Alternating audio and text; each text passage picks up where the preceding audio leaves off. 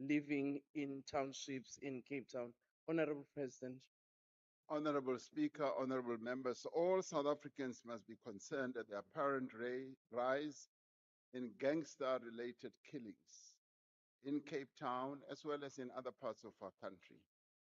Every part of society needs to work together in support of our criminal justice system to bring these killings to an end. The murder of 7 young men at the Better Life informal settlement in Philippi is one of the most recent cases of brutality. The Philippi case remains under active investigation by our police. To date, 5 suspects have been apprehended in connection with that crime. The safety, protection, and well-being of all residents remain a central operational priority of the South African Police Service. In response to the persistent threat of gang-related violence, the South African Police Service, in collaboration with the Western Cape Provincial Government and the City of Cape Town, is implementing an integrated, intelligence-led and driven multidisciplinary approach.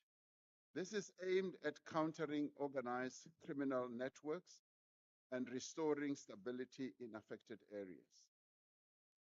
As part of this broader framework, Operation Lockdown, implemented as a national intervention operation, was launched to stabilize identified high crime precincts through the deployment of specialized national resources and tactical units. Immediate and medium-term policing interventions currently being implemented include enhanced intelligence capability. This involves strengthening intelligence collection, analysis, and dissemination of proactively identify and disrupt gang operations. These interventions also include focused operational deployment. This involves targeted, intelligence-led operations such as Operation Shanela and Project Combat, which focus on the recovery of illegal firearms, dismantling of drug distribution networks, and the apprehension of wanted gang affiliates. Now, the South African Police Service implemented Operation Lockdown 2 to stabilize gang-affected areas in the Western Cape through the deployment of specialized national resources such as National Intervention Unit, Tactical Response Team, and the Public Order Policing. Now, Operation Lockdown 3 has now been launched, integrating the anti-gang unit and intelligence components to sustain high-impact operations across Cape Town and surrounding areas.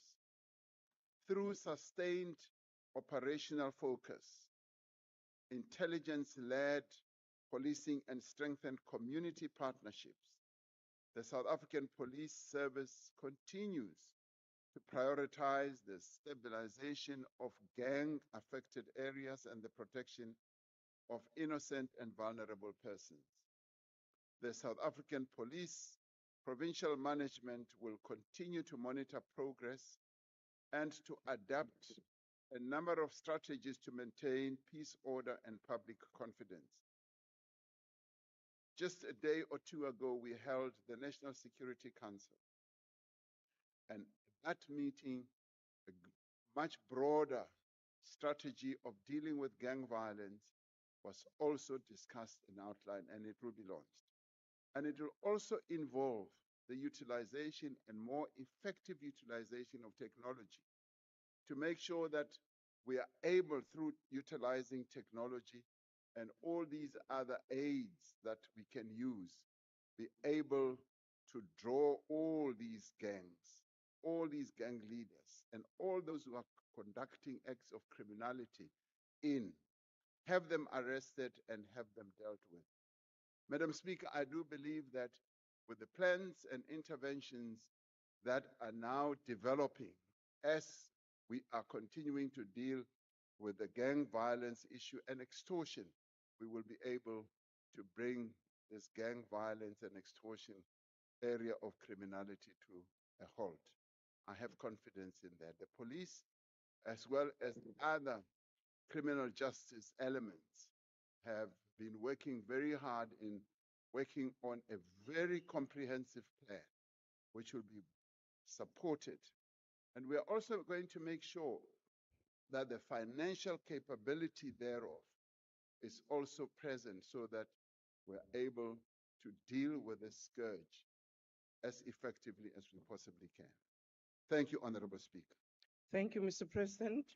The first supplementary question will be taken by Honorable Mailola. Thank you very much, Honorable Speaker. President, just in the 24-hour period between Tuesday and Wednesday, there were 11 reported murders in Cape Flats, and 4 of those happened just yesterday in Philippi. 44 people were shot in Cape Town over the past weekend, and 26 of those died. These killings are a daily routine in Cape Town, and children are socialized into this kind of violence, such that 14-year-olds are wielding dangerous machine guns and robbing and killing people. This cannot continue unabated, President. What has the state allowed the situation in the Cape Flats to deteriorate to the level that it has? What are the cause of this barbarism? And what tangible commitment can you make today, right now, to the people living in fear in Cape Flats? Thank you. Thank you, Honorable Member. Honorable President. The acts of violence and the killings that, as you correctly say, at times number 26, 40 in a day, are quite concerning. There are issues that the police are dealing with on an ongoing basis. The capturing or the recovery of weapons is also happening. And now with this plan and interventions that I have outlined, we do believe that we have a credible plan. And it is not only going to be focused on Cape Town, it's going to be focused on other provinces as well. Gauteng has exactly the same problem. The Eastern Cape as well has the same problem, and KZN. So those 4 provinces are going to be focused on with regard to the interventions that I've alluded to. And of course, we will not let our eyes down on the other provinces. Gang violence is becoming too rife in our communities. Extortion is becoming too rife. And the police are setting up those various structures, those task teams that are going to be studying very carefully the manifestation of these acts of criminality and dealing with them. I do have the confidence that we will be able to make success. The National Security Council will be meeting again very soon to deal exactly with the actual and detailed plans that the police are going to embark upon. And it will encompass the full criminal justice system. So the suffering that our people are going through is what is prominent in my mind and in the minds of our police and also members in the government. And we will deal with this. Thank you, Honorable Speaker. Thank you, Honorable President. The second supplementary will be from Honorable N. Maduna. All right, we'll go back to Parliament in a little while. You're with SAFM. You're listening to President Cyril Ramaphosa answering oral questions in the National Assembly. We'll be back there in a moment. It's flake or break in the Elimination Challenge on the Tastemaster Junior this Tuesday evening at 7:30 on SABC2. It's all about perfectly baked pastry and a deliciously savory filling as the bottom 6 bake their own pies from scratch. There's no time for half-baked measures as they fight for a spot in the next round. That's the Tastemaster Junior, Tuesday evenings at 7:30, repeat Wednesdays at 1 and Sundays at 4 p.m. Only on SABC2.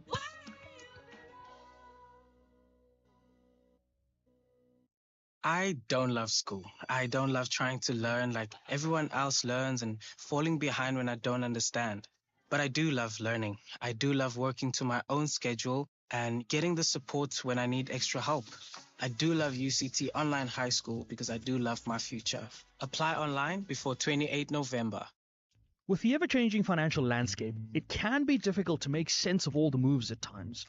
Join me, Jimmy Moyaha, on the SAFM Market Update with MoneyWeb, Mondays to Thursdays, 6 to 7 p.m, as we break down the key market trends, top financial stories, and smart investment insights, all in one place. It's everything you need to stay financially informed and ahead of the curve. SAFM invites you to the third annual public lecture delivered by the Chancellor of the Nelson Mandela University, Dr. Geraldine Fraser-Moleketi. The lecture will take place on the 27th of November at the Indaba Hotel Spa and Conference Centre in Fourways in Johannesburg.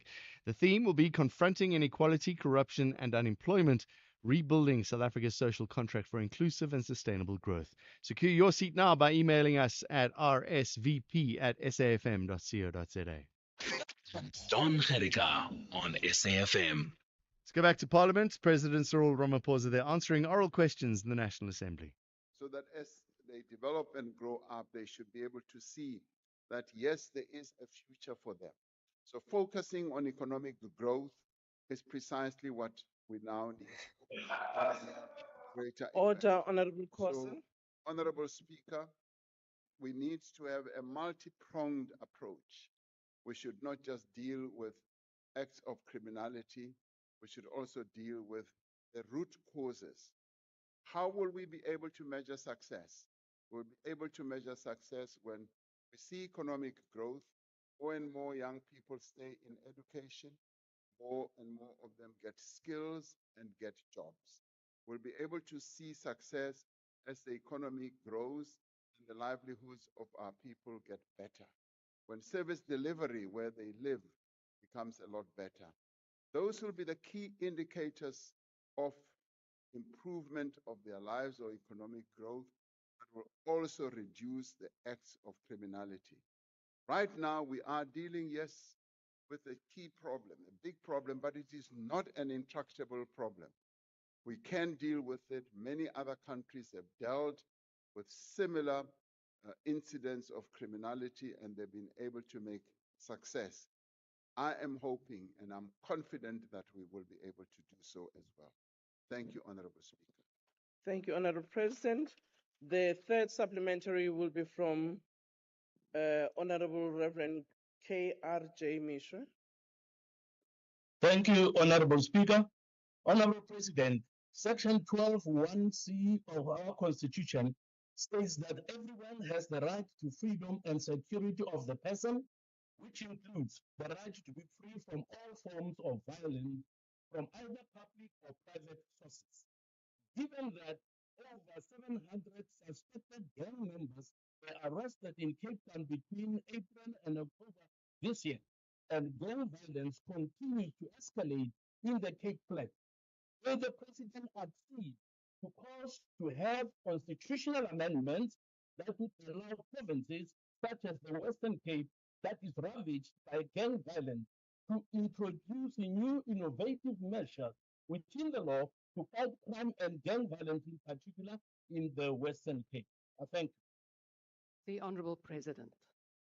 Thank you, Honorable Speaker. We want gang violence, as I was saying earlier, to be fought throughout the country, not only in Gauteng, Eastern Cape, KwaZulu-Natal, or the Western Cape.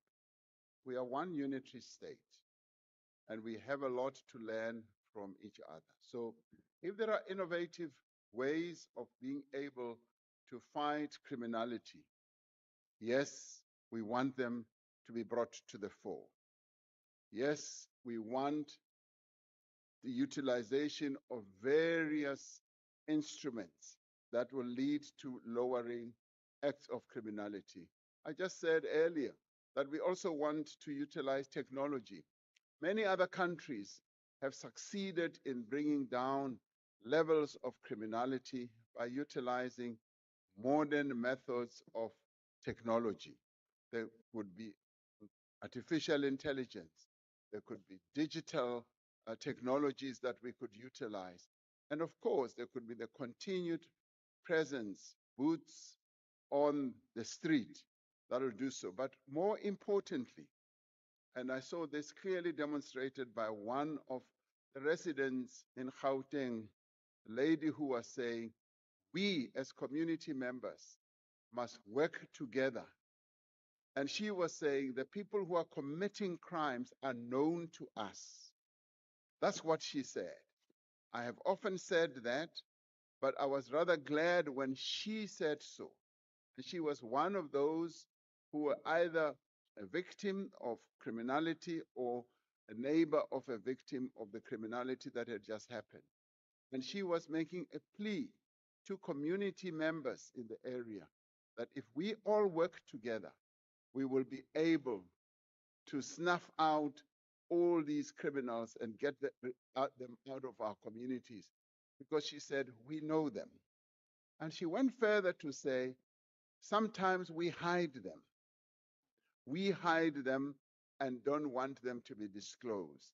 And therefore, as we have often said, policing or fighting crime should be seen as a community-based process where all of us, it's not only the police will never be able to be everywhere at the same time. Sometimes we expect the police to conduct miracles. And at times when criminality happens, it happens in private spaces. So therefore, we need to work together. Quite often, members of the community know who stole what. They know who broke into somebody's house. They know who carries a gun illegally. They know who shot whose child. They know, and we say, let us therefore all work together as the police, as members of the community, as businesses, as religious organizations, sports organizations. If we all join hands, we will be able to bring down the levels of criminality in our country. Thank you, Honorable Speaker. The last supplementary question will be asked by the Honorable Ismail Musa. Thank you, Deputy Speaker. His Excellency, Mr. President, we need a serious action plan, a proactive, effective plan to curb crime. Based on 2025 SAPS and city personnel data and police to population estimates, since 2021, there are currently 1,313 less SAPS officers and an estimate of 230 detective vacant posts in the Western Cape. SAPS Provincial has led to many SAPS stations being under-resourced and ill-equipped, with many SAPS vehicles non-operational. And I know this is the case with many of the other police stations in the provinces as well. In saving lives, Mr. President, what urgent, effective mechanisms will Mr. President put in place to fill the vacant post in SAPS and increase the visibility, as stated earlier, the boots on the ground, to effectively eradicate serious crime and violence? Because these crimes and violence are hotspot areas across our country. Thank you. The Honorable President. Thank you, Honorable Deputy Speaker. The shortage of police officials, the absence of key people in key positions is definitely a problem. And it is also a budgetary problem. In the past 3 or so years, we determined that we should employ more and more police. And I think we have employed up to 30,000 more police, because at the time, the then Minister of Police said, we are falling behind when it comes to the ratio between police and the people, population versus police officials. We increase, but we need to increase more. We need to increase more of the people who will be on the ground fighting crime, not so much sitting in the office, because our people are struggling and suffering at the ground level. So efforts are being made to get more resources, to get more capability, financial and otherwise, to ensure that we fill those positions. The utilization of technology will also help, because when you use technology, you're then able to use it that can actually help to fill up the various positions that may not be filled at the moment. But it is a matter that President Cyril Ramaphosa there answering questions mainly about policing in the Western Cape.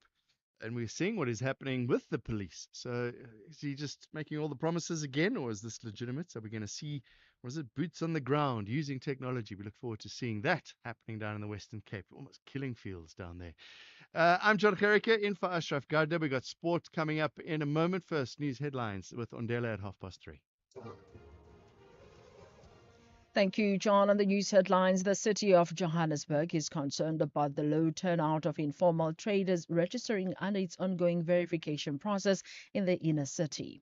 Wage negotiations resumed today between FlySafair and SA Cabin Crew Association under the mediation of the CCMA.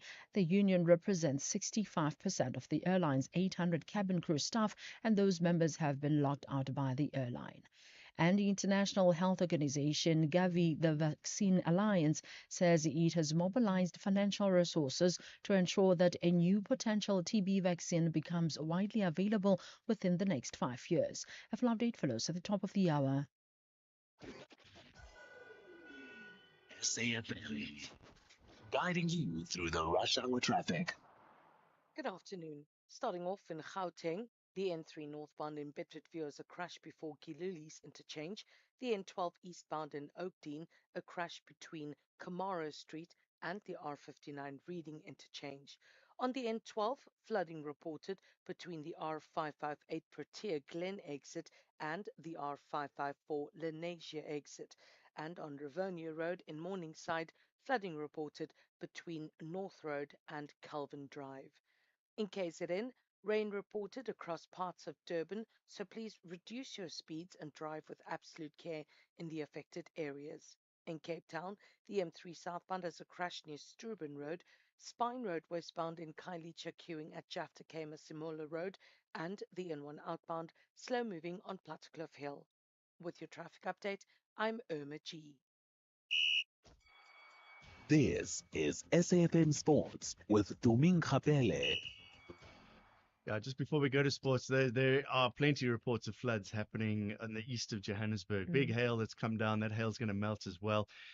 Cars being stuck in flooding. It's sort of Galuli's interchange kind of area. So stay close. Irma G will be telling you about where all those floods are. If there are reports, please let us know. Send us WhatsApps and voice notes. Tumi, what you got? Dry sports. Also, stay safe. Stay safe, yeah. If you see, this is the thing. If you see a road has got running water or any kind of water that's not normally there, don't drive through it. Your car can't handle it. Just don't do it. Stop, wait, turn around, please. All right, Please. what's happening in the sport? Well, we start things off with football. The Bafana Bafana head coach Hugo Bruce has kept the bulk of his 2026 World Cup qualifying squad for the international friendly against Zambia on the 15th of November in Gqeberha. The squad sees new faces in the form of Orlando Pirates, Masindi, Nemtajela, and Keleto Makwala from Sekhukhune United. Meanwhile, Bruce says that he has no intention of recalling in form Wydad Casablanca attacker Thembinkosi Lorch. You know, you have to make choices.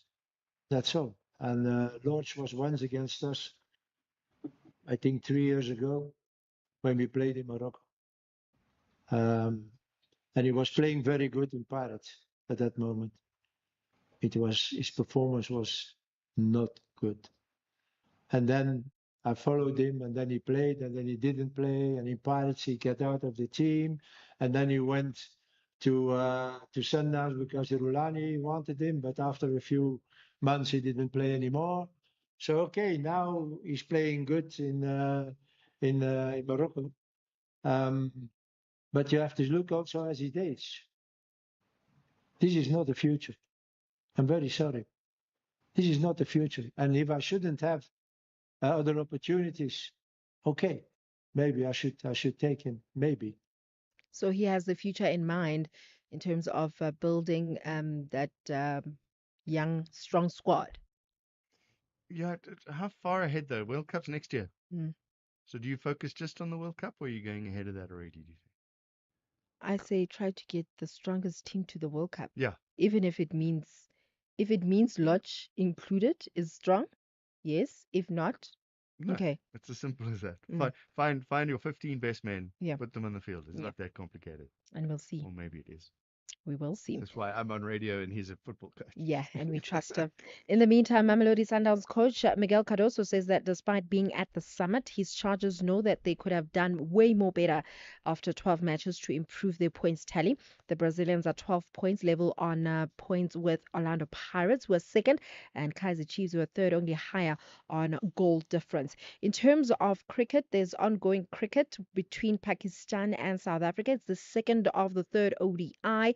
Pakistan won the toss and now they elected to bat first. They're now sitting on 263 for 9 after 49 overs with Wasim Jr.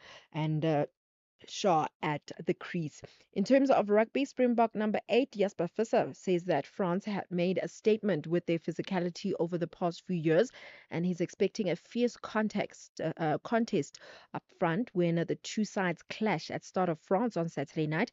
The match, which was billed by French media as the biggest game of the year, is a rematch of the epic 2023 Rugby World Cup quarterfinal, where South Africa edged the host 29-28 at the same venue on the way to lifting the Webb Ellis Cup. Now, Fissa says that the Boks have done their homework on France and they're well ready for another bruising encounter. Big question is, can they do it? I have confidence in the Springboks. Why do you give me that low? Of course they're going to win. This is all just, you see, yeah, they're going to win.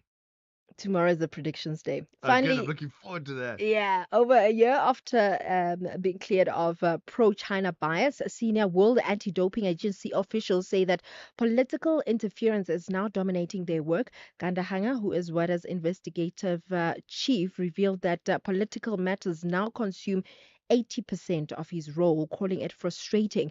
His comments come after the 2021 scandal involving 23 Chinese swimmers who tested positive for a banned hard drug but were cleared by local authorities, citing contamination. On that note, it is a wrap from my side for now. I'll have more in the next hour. Stay safe on the roads. SAFM is with you. The Expresso Morning Show has been nominated in 5 categories in the 3rd Annual National Film and Television Awards South Africa. It all happens on Saturday, the 22nd of November, 2025, at the South African State Theatre in Pretoria. And public voting is open from the 13th of October to the 20th of November at midday. So visit nationalfilmacademy.com, register, and vote for Expresso Morning Show in all 5 categories. Then, of course, catch us weekdays 6 to 9 a.m. right here on S3.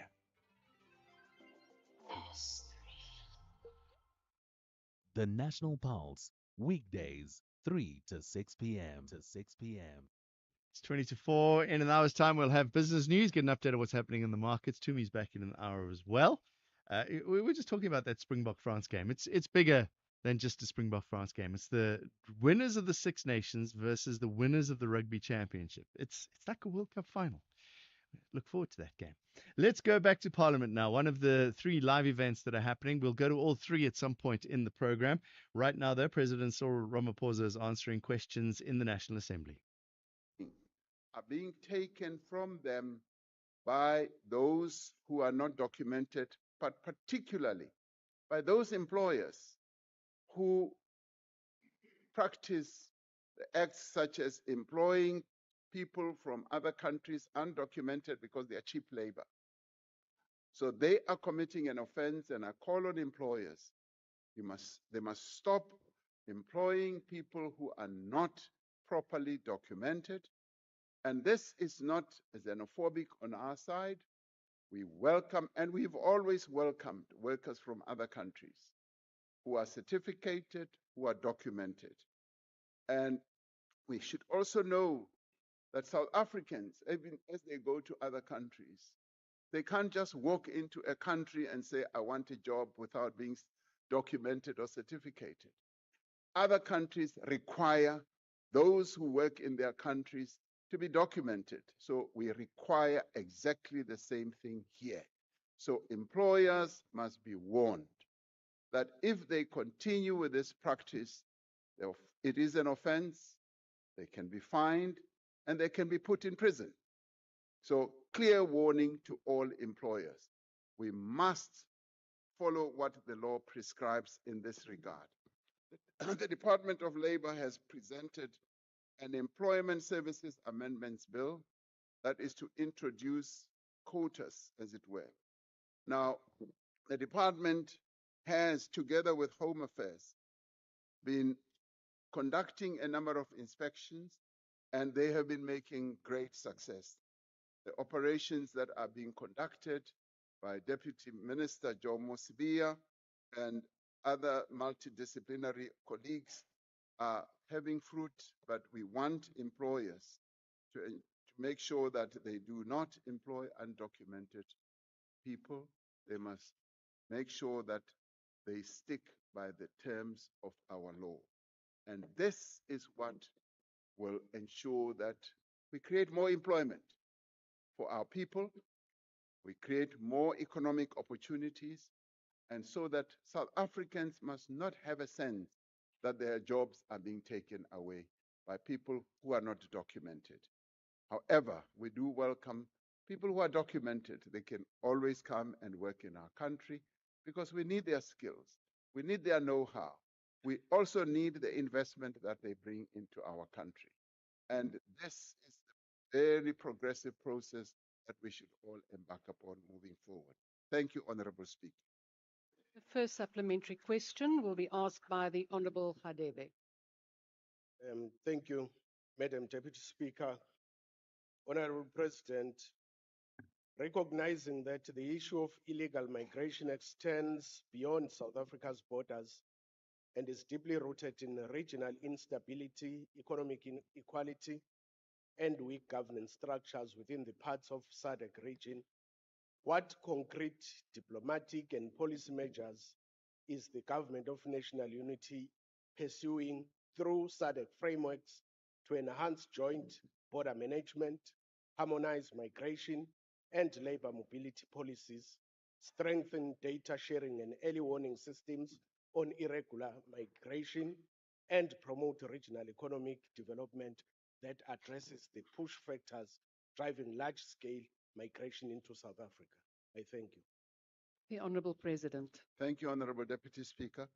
As I said, we are using and will continue to use a multidisciplinary approach in dealing with this matter. People throng to our country because they are facing economic challenges in their own country.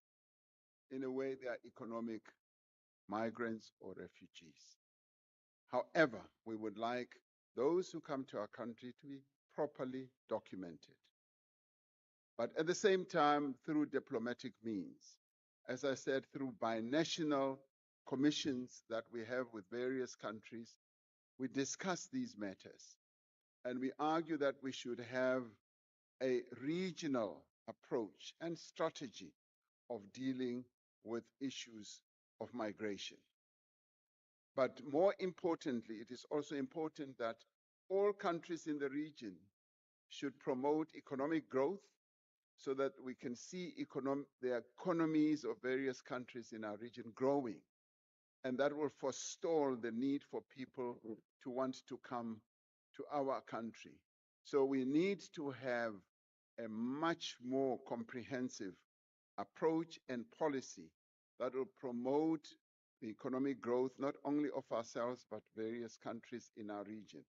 And it is to this end that the Africa Continental Free Trade Area will play an important role to enhance trading amongst all of our nations, not only in Southern Africa, but on the continent. And that in itself will then, yes, promote the movement of people. And the movement of people must be on a documented basis. People must be able to, yes, move seamlessly throughout the region, but properly documented and properly permitted. So if we approach it in a coordinated fashion on a multidisciplinary basis, we will be able to see virtual progress that will grip the entire region. Thank you, Honorable Deputy Speaker. Second supplementary question will be asked by the Honorable Ruiz. Thank you, Honorable Deputy Speaker. Honorable President, we welcome the no-nonsense progress that has been made under Minister Leon Schreiber at the Border Management Authority, with a staggering increase of triple the number of illegal border crossings stopped in the last festive season alone. However, for the BMA to fully deliver on its mandate, it needs to be properly funded and equipped in terms of the Act. The BMA was formally established as a Schedule 3A entity, a public entity, on the 1st of April 2023. So it's been 2 years and 7 months since the SAPS border police have not been integrated into the BMA. So, Honourable President, will you commit to ensuring that the transfer of SAP's border units to the BMA will be finalised in full in compliance with the Act? And within what time frame can the nation expect this to be completed? The Honourable President. Thank you, Honourable Deputy Speaker. When I appointed Minister Schreiber to be Minister of Home Affairs, he was overjoyed to find that the BMA is in place and that it is working. Now, Minister Schreiber gives me reports on an ongoing basis. And he often says, Mr. President, I could not be happier because I have really dedicated people in Home Affairs. And he is now an addition to a team that is really doing good work. So we need to look at the entire team and encourage them because they play a critical role. You're absolutely right that having set up the BMA, and let me add, the BMA took a long time to be set up. And some of the problems were here in this house because there were, I suppose, when reforms have to be implemented, it takes time for those who have a monopoly of control over certain processes to let go. And they have to be nudged, they have to be taken for. This is where I wish I was a dictator, because then it would just happen like that. So our constitution is such that, and the laws that you all have passed are such that, you know, you nudge people along and you dot every T and you cross every comma and all that. But it is getting there. And you want to know, when will the South African police be fully integrated? They will be. We're working on that, and I'm not able to give you a time frame.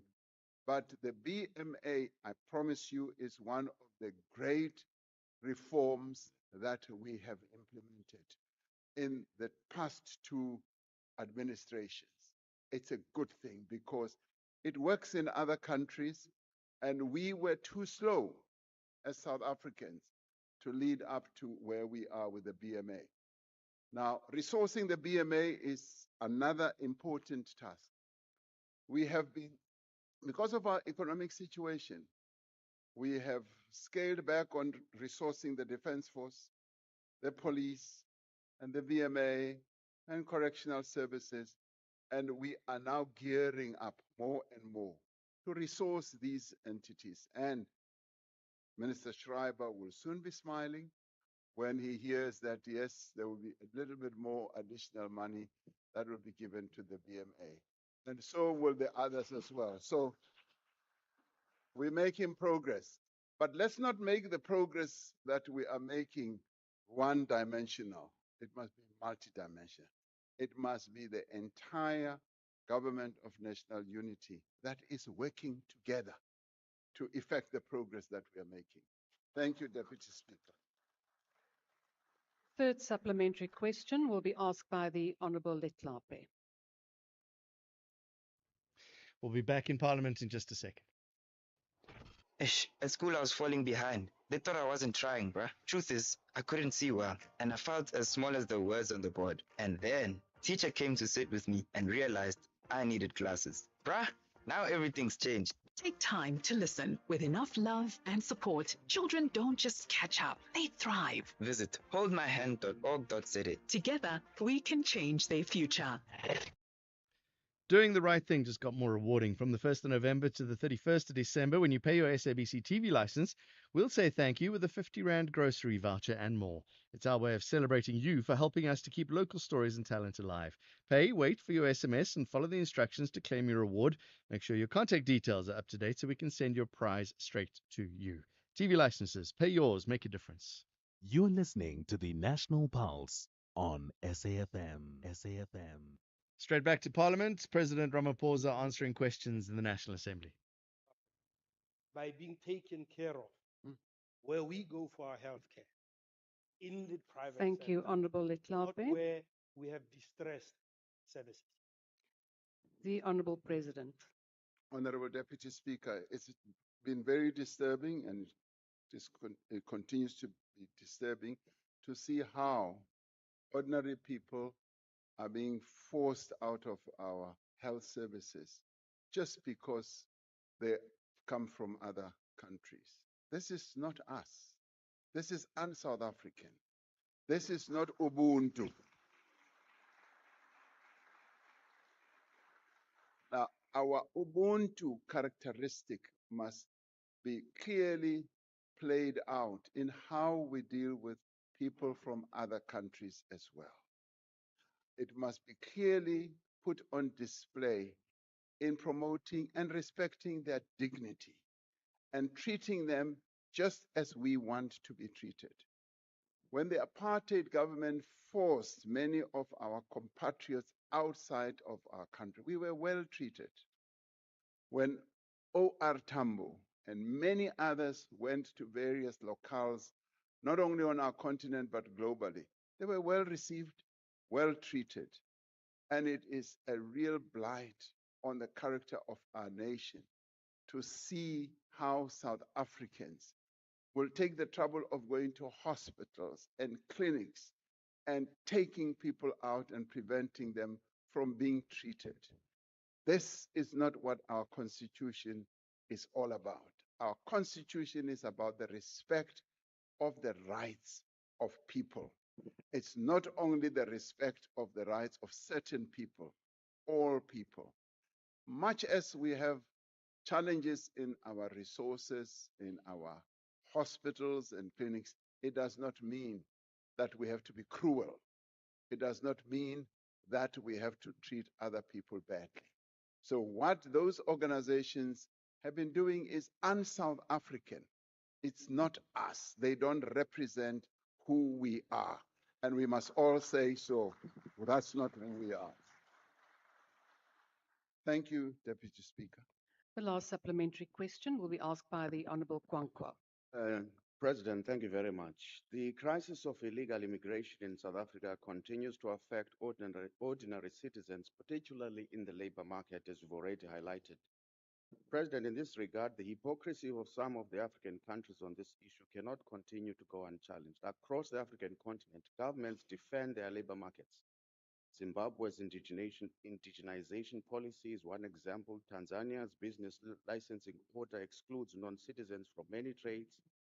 Ghana's Investment Promotion Act reserves certain occupations for Ghanaians. We have raised this matter on numerous occasions, that there needs to be a reserve policy, especially for South Africans, to ensure that we protect certain sectors for them. Even the African peer review mechanism, the country report in 2007, warned us that we should address the unfair competition that takes place between locals and illegal immigrants in policy and in law. The question I want to ask, why does the government continue to deny South Africans such a protection, especially for informal trading and other issues? And why have you failed to act against employers Thank who have you, employed Honourable illegal Kwankwa. immigrants for decades? Thank you. The Honourable President. Honorable Deputy Speaker, the last issue that Honorable Kwankwa raises is being addressed. I spoke to it and I have made it clear that employers who employ undocumented migrants will be dealt with. And they now need to know more clearly and firmly that they will be prosecuted and they will be fined and they could even be arrested because it is an offense to do so. Now, that whole process has also been constrained by the availability of the various inspectors and personnel, but there is now an intergovernmental working together structure that is going to enhance all that. And hence, we are now saying to employers, be aware that you will be prosecuted if you employ undocumented people. Now, when it comes to businesses, the departments that deal with business operations like DTIC, like the small business, are working on precisely how we should respond to this. Because as you correctly say, many other countries, even on our continent, do have either quotas or do have preventative regulations about the conducting of businesses by people who do not have documentation to be in South Africa. It does not mean that you ban completely. It means that it needs to be properly regulated, properly permitted, properly registered. So that is precisely what is being worked on.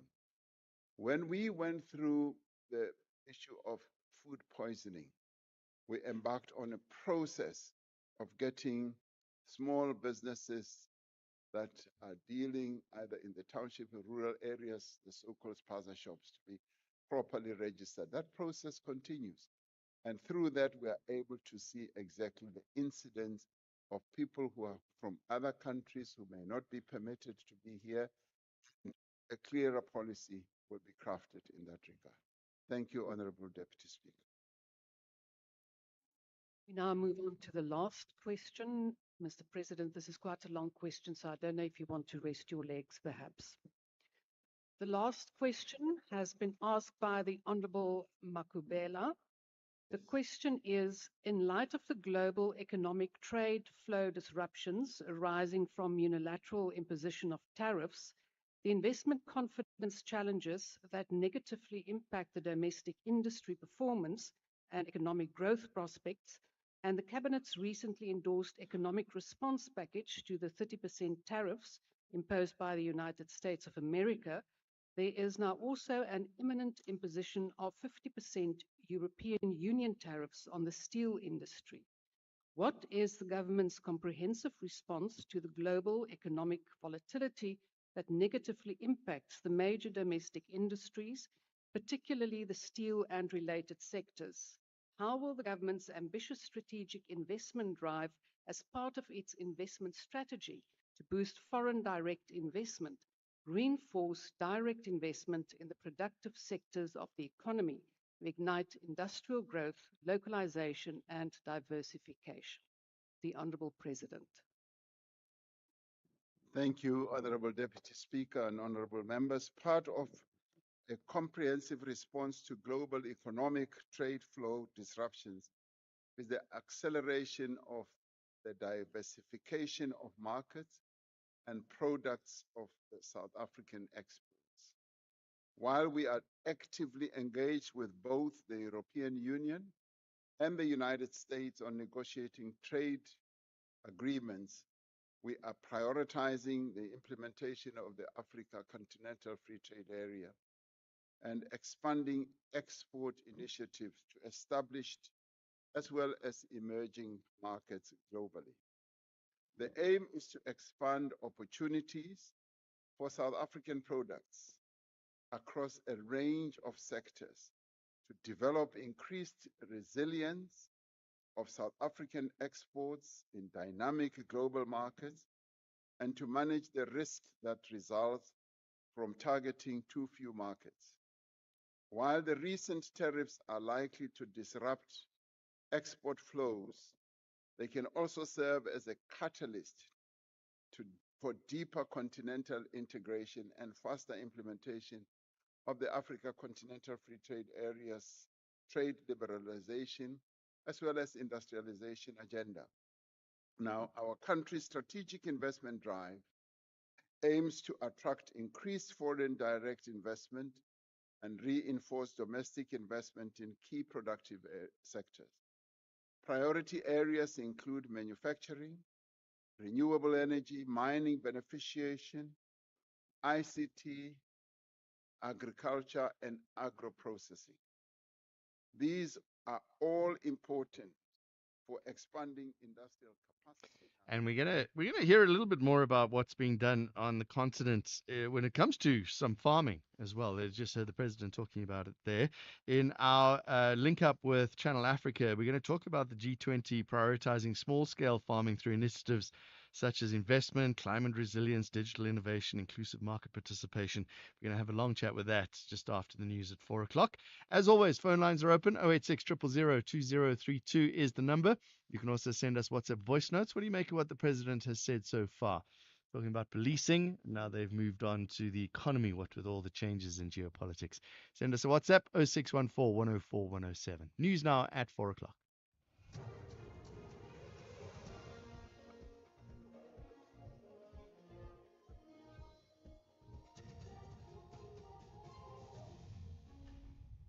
Thank you, John. On the top stories, concerns over turnout of informal traders verification process and flies fair wage negotiations resume. For SAFM News, I'm Undalambana, and a very good afternoon. The city of Johannesburg is concerned about the low turnout of informal traders registering under its ongoing verification process in the inner city.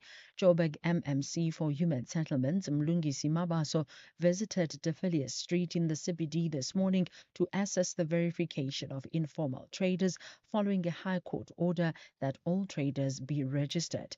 The court gave the city until the 18th of November to register all traders. Mabaso says some of the traders who obtained permits already gave them undocumented immigrants. Because some of those that have obtained the permits have subletted these stores to foreign nationals, like you can see in one of the stores that we have visited. But over and above that, people are not responding. They are not going there where they are supposed to be verifying, so that they are able to obtain this permit for them to operate on the streets. So that is concerning for us. Wage negotiations resumed today between FlySafair and the SA Cabin Crew Association under the mediation of the CCMA.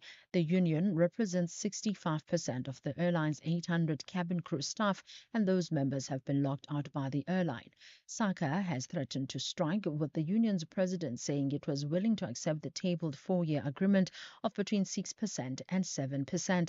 But that the employer included some non-financial benefits in the final documents that were not bargained for and that would compromise the lives of workers.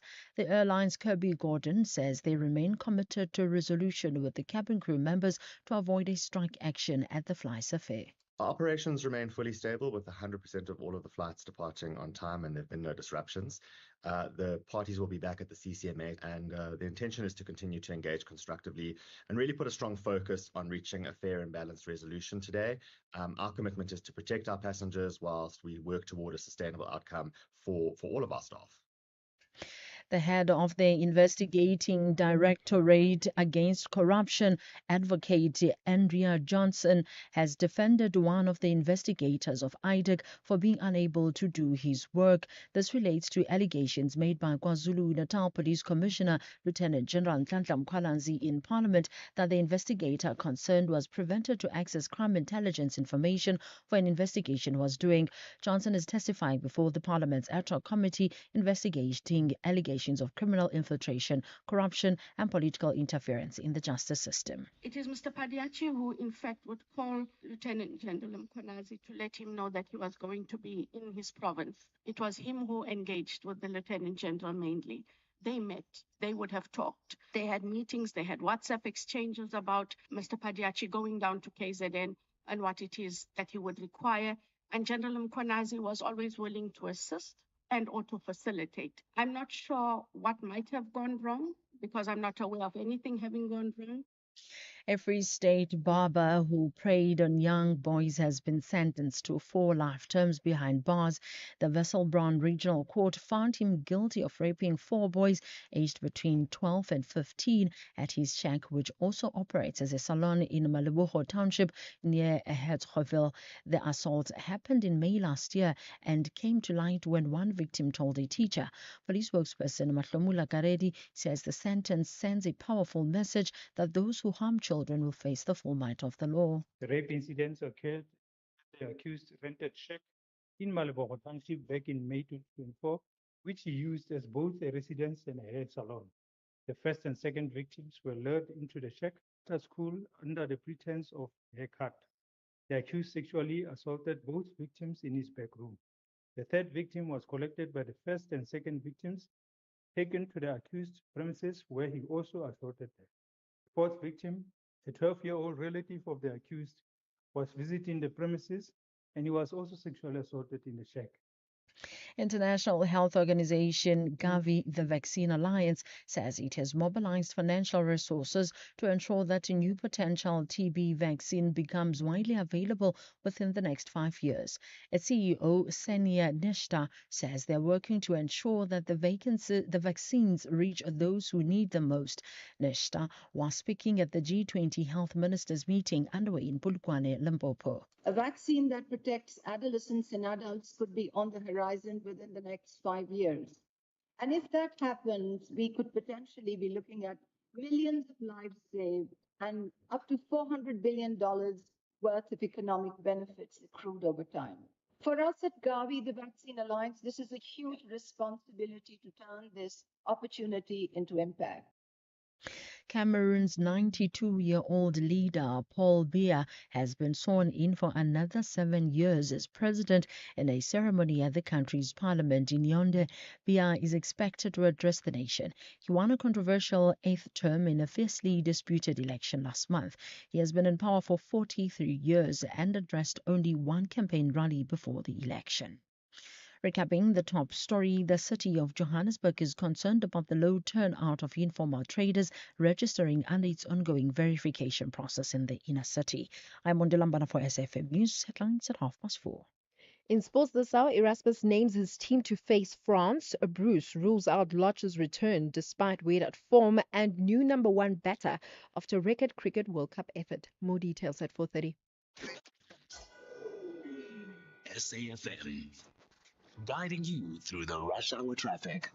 Good afternoon. Starting off in Gauteng, the M1 northbound in Sandton queuing towards Grayston Drive, the R24 eastbound in Kempton Park, a stationary truck after Edenvale Road exit, and Dustpoort Tunnel northbound in Pretoria, slow moving at the tunnel. In KZN, the N2 southbound has a crash after Spaghetti Junction, the N3 southbound in Ladysmith, a truck crashed near Bergville Interchange, the M13 eastbound in Kloof has a crash on Fields Hill, and the M4 northbound in Umhlanga, a crash before the M41 interchange. In Cape Town, the N2 Nelson Mandela Boulevard outbound queuing towards Hospital Bend, the M5 southbound slow moving towards Cromboom Road exit, and slow moving traffic between Cork Bay and St. James. With your traffic update, I'm Irma G. Stay safe on the roads. SAFM is with you. Are you looking for the best spectacle and sunglass deal? With Specsavers buy one, get one offer, you get great value for money. Get a free pair of branded single vision prescription sunglasses up to 3,300 Rand when you purchase a comprehensive eye examination and spectacle frames with lenses on your first pair. The best part? Choose from top brands like Police, Hugo, Under Armour, Tommy Hilfiger, Red Bull Specs, and more. Affordable eye care? Specsavers. T's and C's apply. So you just switched to a different brand of baby toiletries, and you're still getting toiletries gently formulated to moisturize and protect, from shampoo, body wash and baby oil to powder and lotions with mild ingredients like lavender and chamomile for everyday use. Because you made a clever switch to Clicks made for baby products with Clicks trusted quality and great value. When you switch, it just clicks. Switch and save only at Clicks. This November, SAFM proudly presents the 3rd annual lecture. And as the Freedom Charter says, no legitimate government could claim authority unless it is based on the will of the people.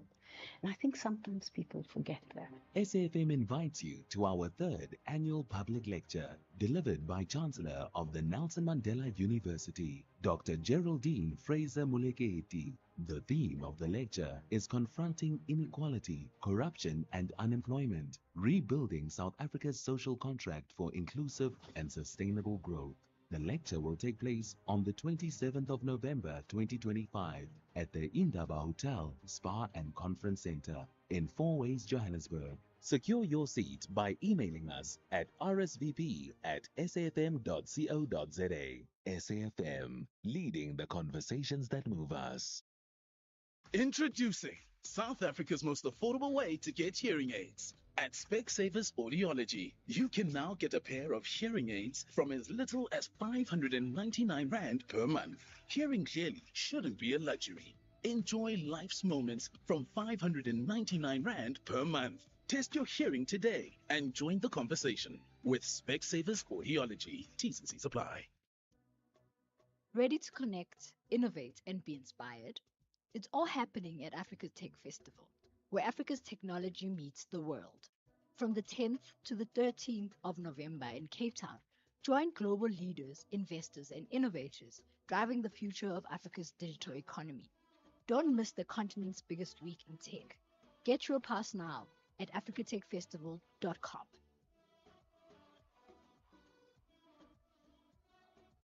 James, congrats on the babies. Yeah, thanks. It's a wild ride. You're a new dad, 2 babies, 0 sleep, and 1 car that apparently couldn't cope. Yeah, the hatchback was my baby, but it just didn't have enough space for my 2 new babies. And are you happy with the price when you sold to WeBuy Cars? Very. We've even got some extra cash to splurge on one of those fancy brands that you basically need a license for. Good luck, James. WeBuy Cars. Geared for family, geared for you.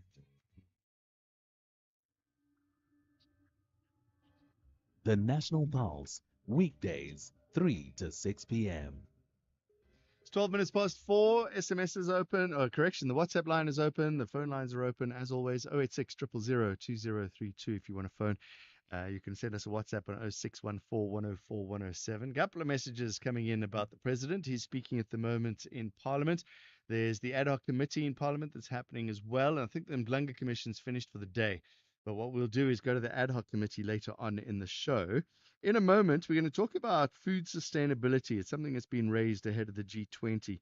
And part of our Africa in Business feature, Tami Ngubeni from Channel Africa will join us. And we will have a long conversation. I'm looking forward to this with Jimmy Gojana, who's the co-facilitator of the Civil 20 South African Working Group on Poverty Alleviation and Food Sustainability. So looking forward to that conversation. So until we get there, let's go back to Parliament, hear what President Cyril Ramaphosa is saying, answering questions in the National Assembly. Which they call Bumiputra. And they explained to us that it has achieved great ends, great progress, and they are continuing with it. And they say, we can see that you have copied what we have sought to do. You are still young in your democracy. You still need to do what we have done to integrate those who were relegated to the back of the economy into the mainstream of your economy. And Honorable Smith, that for me is the overriding message. Overriding message is we need to integrate those who were relegated to the back of our economy into the economy. And that integration means skills. It means people must live next to where they work. The special apartheid architecture that we had. In some ways, we've continued with it to a great fault. But we also need to give people opportunities. Opportunities that will enable them to be players in the economy of their own country. In the past, people who look like me were not given the opportunity. In fact, there were laws that said you may not get into this job. All right, we pull away from President Cyril Ramaphosa. Let's talk about Africa in Business for a little bit.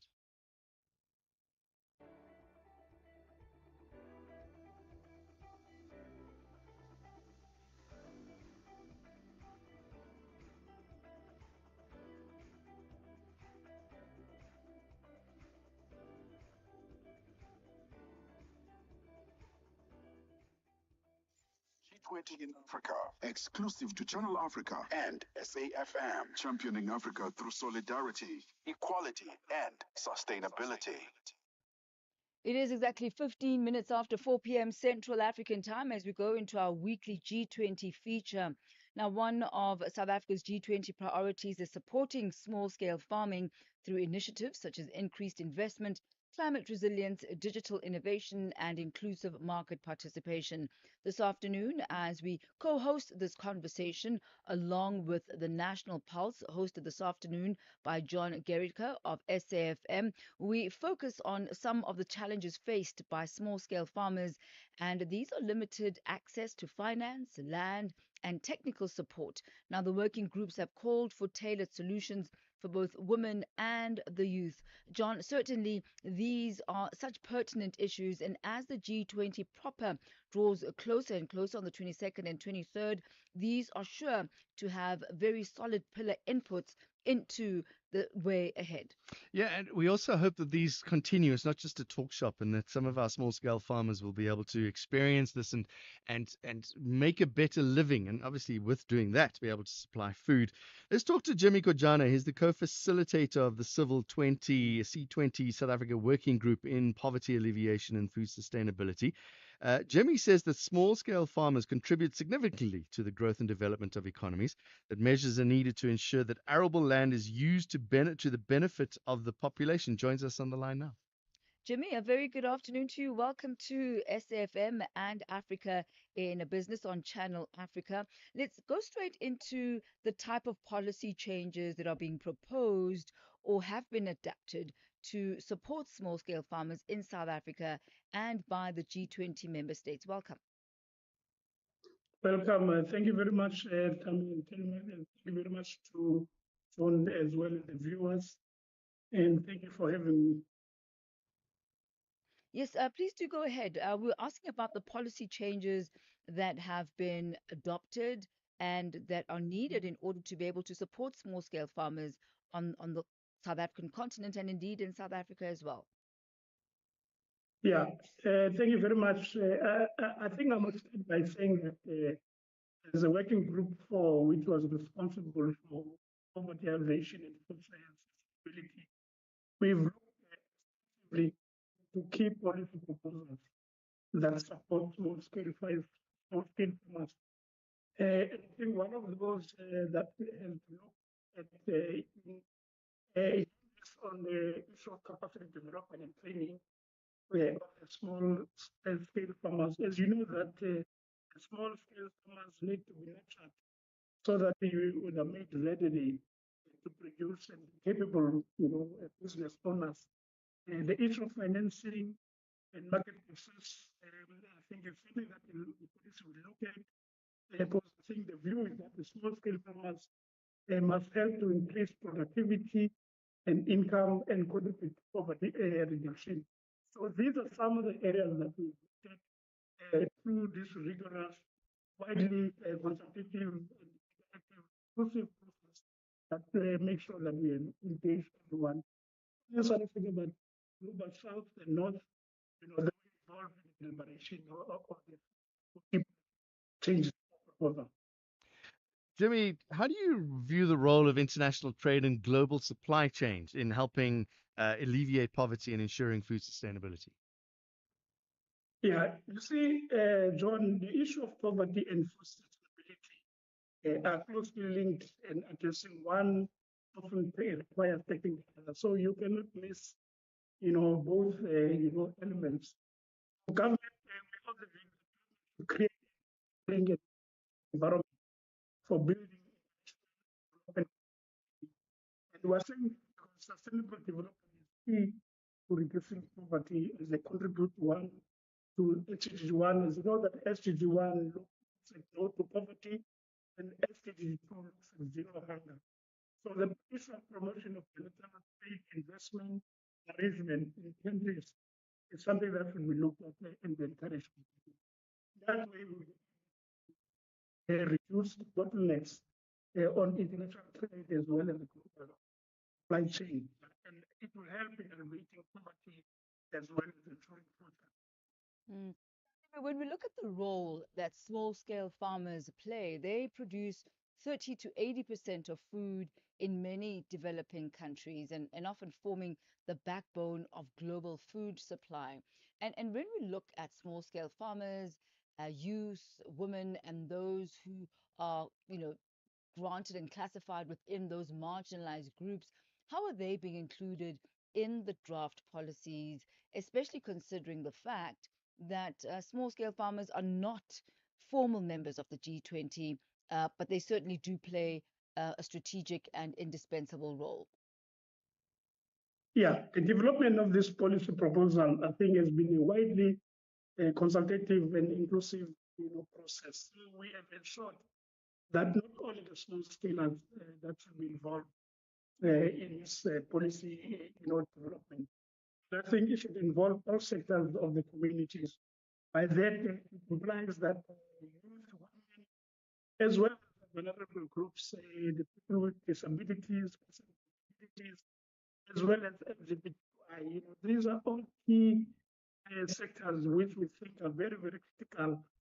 They should play a role in the development of this policy, and not only in the development, but I think they should own this process as of change all the communities. So we've ensured that we consult widely because at the end of the day, this process was owned by everybody within our communities. You highlight some of the issues that or some of the challenges that these small scale farmers are facing. 1, 2, 3, 4, maybe 5 of them. Can you run through those for us? Yeah, look, one of the biggest areas or risks that we've identified, I think, is first of all non-committal from government, as well as the private sector. I think this process, we've ensured that the business of the private sector should push to the core the 14 engagement groups, so that they could add the value. So I think we're of the view that they should play a critical role in the issue of non-committal. There's no policy development. The government is one of the barriers. Government making as for engagement, making the process non-exclusive. We're of the view here that government should open, the space for social dialogue process. I think the lack of trust deficit between government and some communities is something that needs to be looked at seriously. Because everybody is crying loud, say that government, the social distance between government and people is widening. So we hope that by this policy, working in close collaboration between government, the communities, and business, is something similar to NEDLEC will help in enhancing and realizing the objective that we want to achieve. You mentioned there, Jimmy, the importance of collaboration and working together and being seen as one system. We also do know that there are inequalities that exist within countries, inequalities that exist between countries. So how is the working group addressing these inequalities in the context of food systems and food infrastructures and food poverty? Yeah, in this instance, I think we are of the view that concerted efforts should be employed, not only by government, but the partners. It should be a collaborative engagement process that will involve government, the national development partners, your philanthropists, funding agents, because I think without funding, it will defeat the whole process. So we want to bring all the critical stakeholders to the table so that they understand the intricacies and some of the, the areas which are experienced by the small scale farmer. Not only that, but also to ensure that in reducing the issue of poverty, elevation, as well as the inequalities that are experienced in all our communities. But all what we're saying that we should not leave no one behind. A place where we are ready to get that we don't want to leave anyone behind. And I think we want to encourage that notion to everybody who's involved in the development of this process. Tommy, I got a couple of questions here. The one I want to talk about is funding. We can talk about all of this till we blue in the face, Jimmy. But in the end, you need to buy tractors. You need to be able to buy seeds and fuel and those kind of things. Where does all the funding come from this? As I was saying that, I think this process, has been very inclusive. It has been inviting, perspective, as well as affected parties. So in this instance, we are hoping that the government will play a critical role to support this initiative. Not only that, private sector, the development agencies, the state-owned entities, the philanthropists, all these bodies will play a critical role to ensure that we assist not only for the seedlings and infrastructure, You find that in some areas, the roads, they cannot be passed, by the small scale of the trainers can't operate the buggies, they can't roll work, they can't run, or drive, you can't drive a, road not been developed. So these are some of the issues that need to be looked at the center. Government should be playing a critical role, bringing other stakeholders that will ensure that they sustain development and the community. Yeah. Jimmy, I did mention earlier on that small scale farmers are not recognized as a standalone within the G20, yet they are represented by the ministers of agriculture, the G20 agricultural ministers meetings. That's where they are being represented. I wonder why it is that they are forming part of the Civil 20, the C20 working group, and is there going to be and is there communication between yourselves as the C20 and the agricultural ministers meeting to ensure that there's congruency between what comes out of these conversations and meetings? Yeah, I think the issue of sustainable agriculture, which will look at practices like agroforestry, regenerative agriculture, as well as integrated pest management. These are some of the issues that we have the view that they promote soil health, crop yields, and they improve food availability, which is experienced in ecosystem services. So all these issues, they talk to the Department of Agriculture. So definitely, even though we're not party to such negotiations or engagement with those stakeholders, high level, it were of the view that the G20 political declaration which will be presented highlight some of the key interventions that we are proposing. One of them to say that those stakeholders which are playing a critical role in the ecosystem of the body should be put on board. So all the views that land and rural development, all these critical stakeholders put on board. Your agri-SETA as well, they play a role.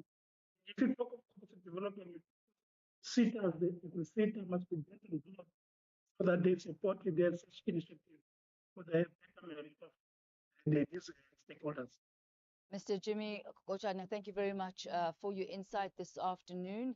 He's the co-facilitator of the Civil 20, that's the C20 South Africa Working Group on Poverty Alleviation and Food Sustainability, and the national convener for the Alliance of NPO Networks, known as ANET. Thank you very much for joining us this afternoon, sir. Thank you very much. Thank you very much. Thank you. Thank you, John. John, I guess that's how we come to the end of our conversation for this afternoon. But I tell you what, I wonder if the ministers of agriculture shouldn't actually themselves be part of meetings of this nature. I mean, if I hear Jimmy well, they're not. And already there is a distance and a chasm that has to be filled. And the only means of communication of what comes out from these small scale farmer concerns is going to be the declaration which they then submit to, quote unquote, the powers that be. And then will it continue as well? Yeah, there's a lot of criticism about these things just being big talk shops and everybody just gets together and it sounds great. But if we have another meeting in 5 years' time, will the small farmer be able to say that their life has improved? That's part of the challenge as well. It has to be sustainable and it has to be impactful. John Geneke, it's been a pleasure. Have yourself a good one. Tabi Ngubeni, thank you. Thank you. That is how we come to the end of live crossing to Channel Africa. You were there, SAFM, just about 4:30. We got voice notes, and I see there's a big debate happening at the moment about Operation Dudula on Twitter. If you want to get involved in that, you can follow us. At SAFM Radio is where you can find things. Some very controversial sayings happening there. But we'll keep you up to date with what's happening around the world as well. Let's get your latest news headlines at 4:30. Sports and business coming up. Thank you, John. On the news headlines, the Madlanga Commission has heard how the seat of Ekurhuleni entered in a memorandum of understanding with Vusumuzi Cat Matlala's company, Cat VIP, to provide security training. The city of Johannesburg is concerned about the low turnout of informal traders registering under its ongoing verification process in the inner city. And authorities in Israel say human remains returned to the country from Gaza yesterday have been identified as belonging to a deceased hostage. A full update follows at the top of the hour with Greg Hoos. SAFM, guiding you through the rush hour traffic. Good afternoon. Starting off in Gauteng, the M1 northbound in Parktown has a crash near Jan Smuts Avenue. The M1 southbound slow moving towards Omonde, and on the N3 northbound in Bedfordview, a crash before Gilulis interchange. In KZN on the M7 eastbound, there's a crash at the N2 highway. The M4 southbound is queuing towards the M7 highway, and the N3 westbound has a stationary truck reported after the Pavilion Shopping Centre exit. In Cape Town, the N2 outbound slow moving towards Bunga Avenue. Hout Bay Main Road has a crash reported between Dyser River Road and Constantia Neck, and that's queuing traffic both ways. And Victoria Road outbound slow moving through Woodstock. With your traffic update, I'm Irma G. This is SAFM Sports with Doming Kapele. All right, Springbok squad's been announced. Has Sia made his 100th? He is about to make his 100th. Yeah, and he's going to become the 9th Springbok with 100 caps when he leads South Africa out against France at Stade de France in Paris on Saturday. Erasmus has selected Bowen Venter to replace the injured Oxen Chair at loose head prop, while Thomas du Toit, Eben Elizabeth, Peter Steph du Toit, and Damian Willemse all return to the starting lineup. The only change amongst the replacements, it sees Archie Snyman move from the starting team to the bench in place of Kwagga Smith, who is still carrying a niggling injury. Then in football, Bafana Bafana head coach Hugo Bruce says that he opted for only one international friendly in the upcoming FIFA window as he's wary of overloading his players. Safa reportedly received a number of invitations from around the world. Why we only play one game? Well, when you see the overloaded program for the moment in PSL that players are playing every 3 days, I wanted to, how you call it in English, save them a little bit of another 2 games with the national team. Every game with the national team, I ask the players to go for 100%. And I think with all the games they are playing now, that it was better to play only one game and a good game than playing 2 games and having players who suffer of fatigue or what else. We played a lot of games this year already, so I don't think that we need another 2 games now. We are preparing AFCON next month, so we will play another friendly before we leave to Morocco. So I think it's enough. I didn't want to have another game in this month.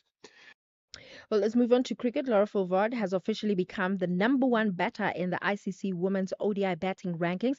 This is after a record-breaking World Cup campaign, overtaking Smriti Mahana. Now, the Proteas captain smashed centuries in both the semi-final and final of the Cricket World Cup in India, raking up a record-breaking 571 runs, the most ever in a single edition of the tournament. Meanwhile, on the men's side of things, Pakistan posted 269 for 9 after 50 overs against South Africa in the second of 3 ODIs, and Saman Ali Aga top scored with 69, with Nanda Berger taking figures of 4 for 46. South Africa currently on 30 for no loss after 5 overs. They need 240 runs in 44 overs to win. I think they can do it. Yes, yeah, standard. Yeah, I think they can do it. Then in netball, South Africa President Mami Diale says that part of the federation's rebuilding phase is to make sure that they realign with their stakeholders.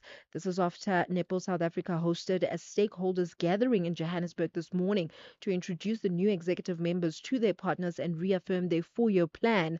And Diale says that this meeting was to make sure that the partners know that netball in South Africa is restored and the federation is ready to move forward.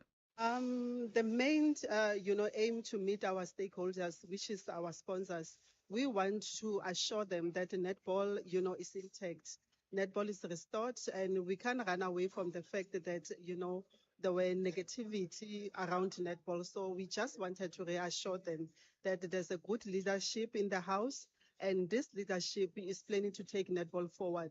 So they needed to know are the leaders that have been elected in Netball South Africa. So it was important for them to know who is leading and to reassure them to say that this is the good people that will take netball forward. Stay with us, be with us, and continue to support us. So now Netball South Africa has a new president. We wait and see if Athletics South Africa will have a new president. Remember, we're still waiting to hear if the president has been suspended, because the last time we heard, he was asked to give reasons why he shouldn't be suspended by the federation. I'll have more on other sports in the next hour. This season, make Christmas magic together with Spar and Super Savings. Like 750-gram Nola mayonnaise for $36.99 plus 100 megs free data on Spar Mobile, or 400-gram Black Cat peanut butter, also $36.99 plus 100 megs free data on Spar Mobile. Prices valid 21 October to 9 November 2025. While stocks last, T's and C's apply. At school, I was falling behind. They thought I wasn't trying, bruh. Truth is, I couldn't see well, and I felt as small as the words on the board. And then, teacher came to sit with me and realized I needed glasses. Bruh, now everything's changed. Take time to listen. With enough love and support, children don't just catch up, they thrive. Visit holdmyhand.org.za. Together, we can change their future. The River Islanders and the Wolves are both searching for victory to find comfort in the top half. Who wants it the most? This is the Bundesliga. Football as it's meant to be. Catch SV Werder Bremen versus VfL Wolfsburg this Friday, 7 November at 9:30 p.m. Live on SABC Sport on DTT Channel 4 and SABC Plus. Proudly brought to you by SABC Sport.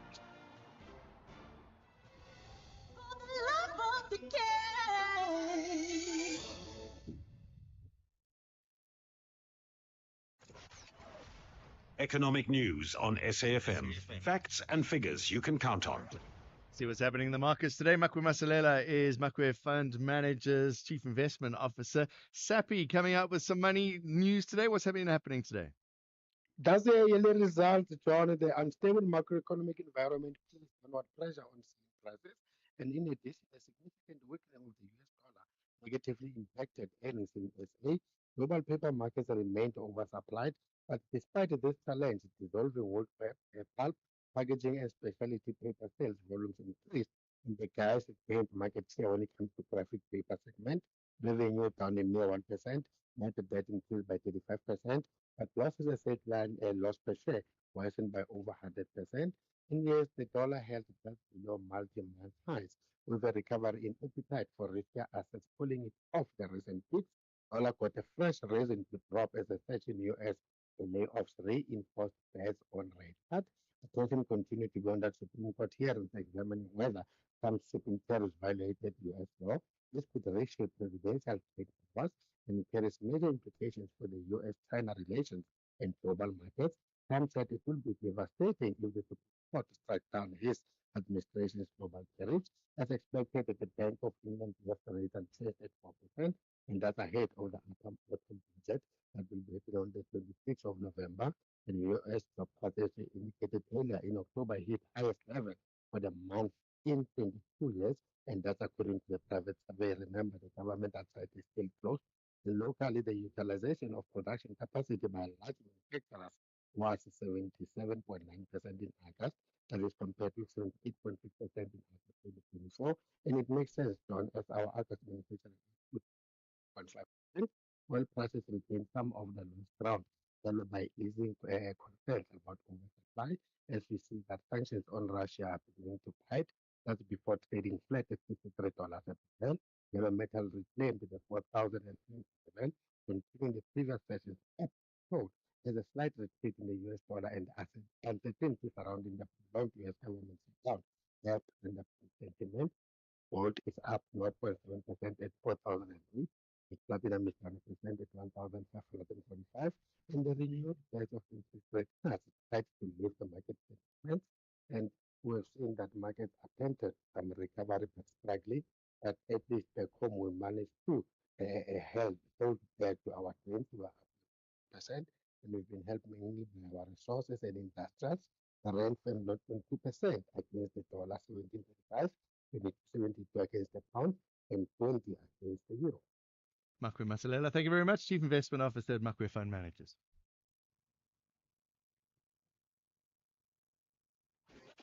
Don Gerika on SAFM. It's called a bus. It's called a bus. That's how big that was. It's okay. Let's take voice notes. Wow. There's plenty of voice notes that have come through. 0614 104 107. You've been listening for most of the first hour and a bit. You were listening to the president. He was answering questions, oral questions in Parliament. Let's see what you have to say about that. Good afternoon, John and the listeners. I cannot stand listening to President Cyril Ramaphosa saying all the right things, saying what people want to hear. When he finishes there, he goes on and go and laugh and make jokes. He's the happiest person in the world while people are dying. This is a waste of time questioning this president. Leave him. Let him continue whatever he's busy with. Because I do not believe a single word this man is saying. Really? Can we learn? We keep on doing the same thing over and over again, and then we expect a different outcome. Isn't the president doing this for the last how many years that he's been in power? Presidents are doing this. Yet people are dying like flies. More and more every day. We need to get rid of him. I don't want to listen to him. Thank you for a great show. Sucking. Hi, John. It's Harry here from Plet. I'm afraid with the best intentions, the president's reply to those policing things in Western Cape and that is just pure rhetoric. Honestly, we've heard all those things before, and it's just not happening. It's my opinion. With all due respect, Harry, Plettenberg Bay. John, good afternoon, and Flores here from the beautiful Winelands. John, I wish one of these MPs can ask the president. I'm not sure if they already did this statement or remarks that Donald Trump made that South Africa should not even be in the G20. That's an insult, man. That's an insult from that orange guy. But yeah, would like to know what his response is. That's now our president, what his response would be. Have a good day. Bye-bye. It would be interesting to hear. I tweeted about that earlier on today. I'm never, and if you follow my tweets, you'll know that I didn't hold back on that language there. But you have Donald Trump is not the brightest man in the world, and we know this, right? And he when he's off the cuff, then he makes really bad mistakes. And what he does often is then he doubles down on that mistake. So this time, it was an obvious mistake where he was referring to South America, and he was supposed to say South America. And South Americans have been going to Miami, and there's been this influx in Miami from South Americans, or I guess Cubans would be the big thing. But then what he did is, by mistake, he said South Africa for whatever reason. And then he doubles down on that. And then he starts referring to this. Should they even be part of the Gs? It's got nothing to do with the Gs, first of all. You don't belong to the Gs, you belong to the 20s, if anything.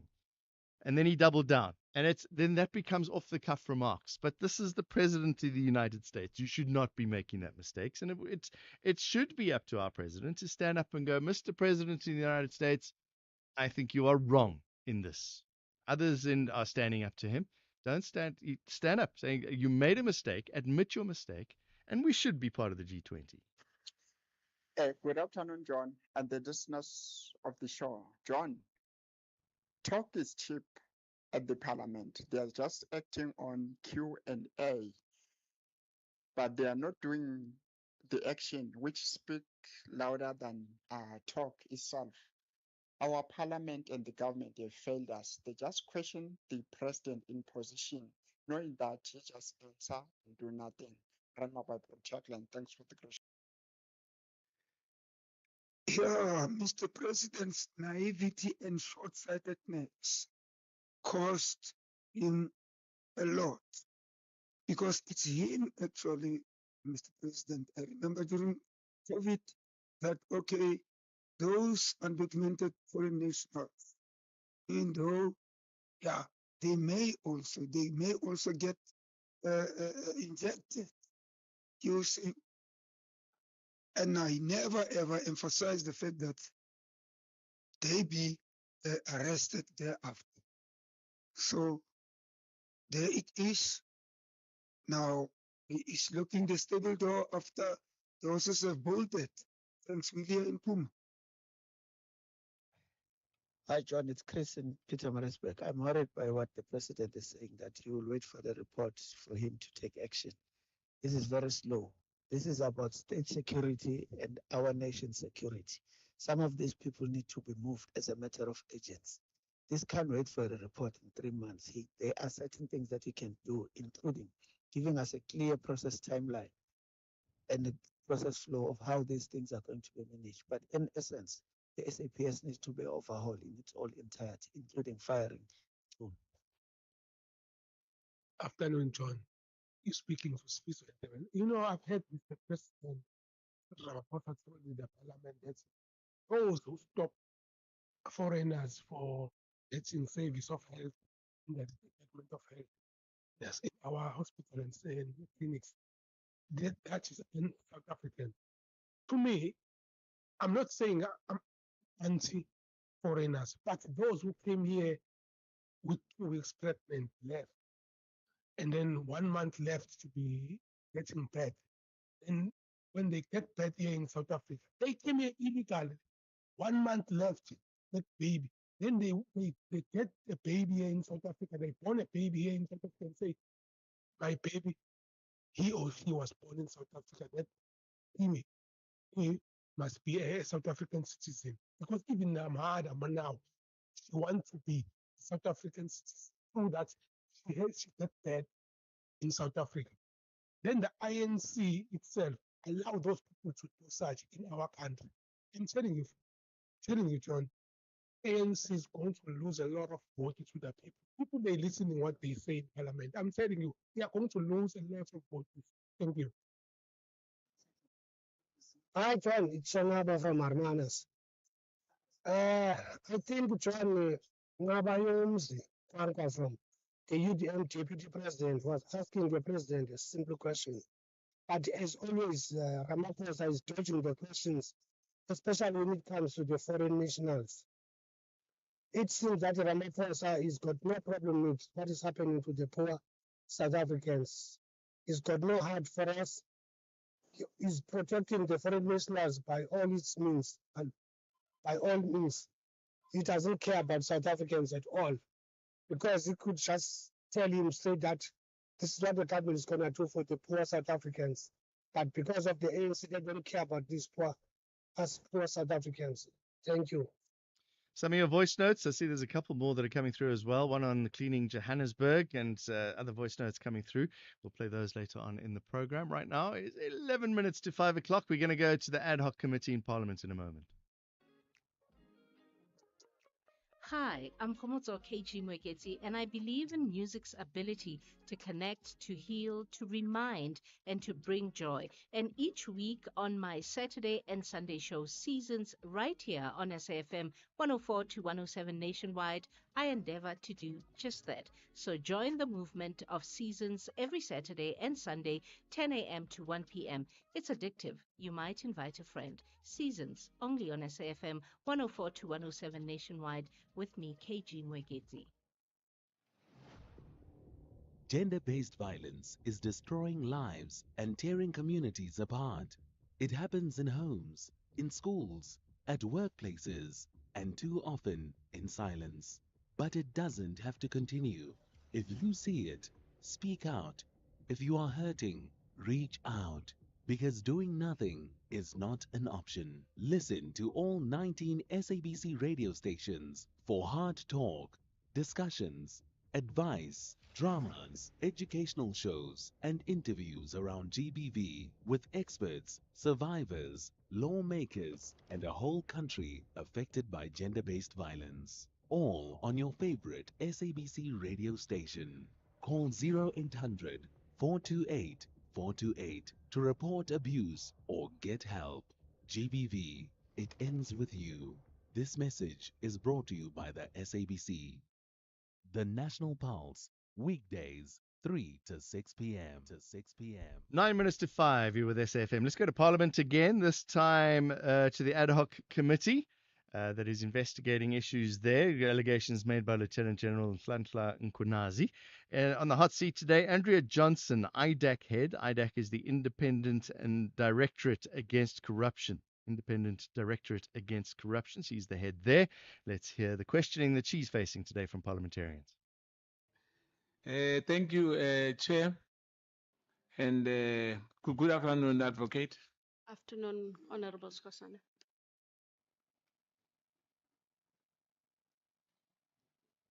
Do you know Junaidi John Johnson, who previously worked at Telkom? If you repeat the first name.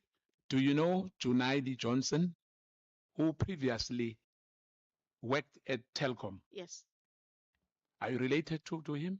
If it is Junaid Johnson, Yes. that is my husband. Following his retrenchment, he was appointed as the special investigator at the Directorate of Operations with a scorpion in the National Prosecution Authority. Am I right? Following his retrenchment, Chair, he worked in the Information Management Security component of the NPA first. Right. And you are then correct that he was later appointed Chair as a member of the Directorate Special Operations. When he is recommended for his appointment, were you part and parcel of the interview panel?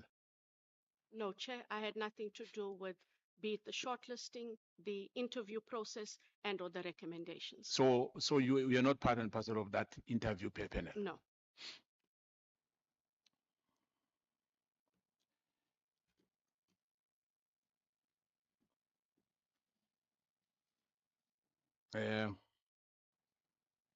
So you confirm that you were not part and parcel of that interview panel?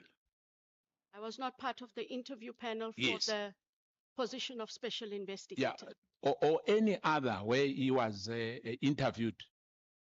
There was, Chair, a later position where I was part of a panel, but when he had to go in for the interview, Chair and honorable members, I was excused by the panel because I had, at that time we were married, and so I did not sit in the interview of Mr. Johnson. I was excused. I No, did not. no. Advocate, I just want to get clarity now. Before you recuse yourself, were you part and parcel initially of the panel? For the same post? You were part and parcel of that? That is correct, Chair. So there was no conflict of interest in your view? There would have been a conflict if I remained when he was being interviewed for that post. When he had to come in for the post, I was excused from sitting in on the panel. So he was interviewed by other panel members. I was not part of it. Okay, I'll come back to that. Because prosecutors deal with highly classified and sensitive information, am I right? Correct, Chair. Do you know Tyler Shabalala? Advocate Chabalala is a prosecutor in IDAC. We'll get back to that as well. Understandable, one will expect certain level of security clearance in relation to prosecutors, especially in the leadership structure and in the respect of senior prosecutors you have. Now, by virtue that they've got a high profile and they do complicated investigation and prosecution, am I right? Correct, Chair. Yourself, have you been subjected to any security vetting by national intelligence agents and provided with a top security clearance? Your mic? Sorry, I have been throughout my career as a prosecutor, and I do have my top clearance certificate with me. I am currently in top secret status in terms of clearance. How many prosecutors do you have which were subjected to security vetting by National Intelligence, NIA? You used to call that because they change names every time, and who were provided with security clearance certificate. Honorable Chair and members, I do have that information. It is on my laptop. If you'll give me an opportunity, I can access it. But everyone, all investigators and prosecutors, Chair, are obligated to fill in the security vetting form, and the vetting process must be undertaken by state security. The vetting is in various stages of completion, but security clearance certificates have been issued for various staff, Chair. If there's a specific individual, honorable member, that you would like to know about, if you would indicate, and as soon as I get an opportunity, I will check it. I do have it. But you can confirm that every prosecutor which you have, and investigators, they've got top clearance certificate. Every prosecutor and investigator in IDEC has a level of clearance. Many of them do have top secret. For those who do not yet have top secret, it goes back, Chair, to the fact that it is state security that does the security clearances, and we rely on them in terms of them finalizing that process or expediting the process. But all documents have been submitted to state security. Are there any instances where any member of your team failed the security clearance? If yes, how many? None that I have been made aware of, Chair. In terms of how many? You said we've got 128, but that also includes corporate services, honorable member. Now, just a moment, Honorable Skosana. Honorable Malema has a question. Prosecutor Chabalala, the honorable member is asking about, does he have a top secret certificate? I will check it and revert in a moment if I can. It's not a secret to indicate who has and what the levels are. I did ask for that information. I do have it on my laptop, Honorable Malema.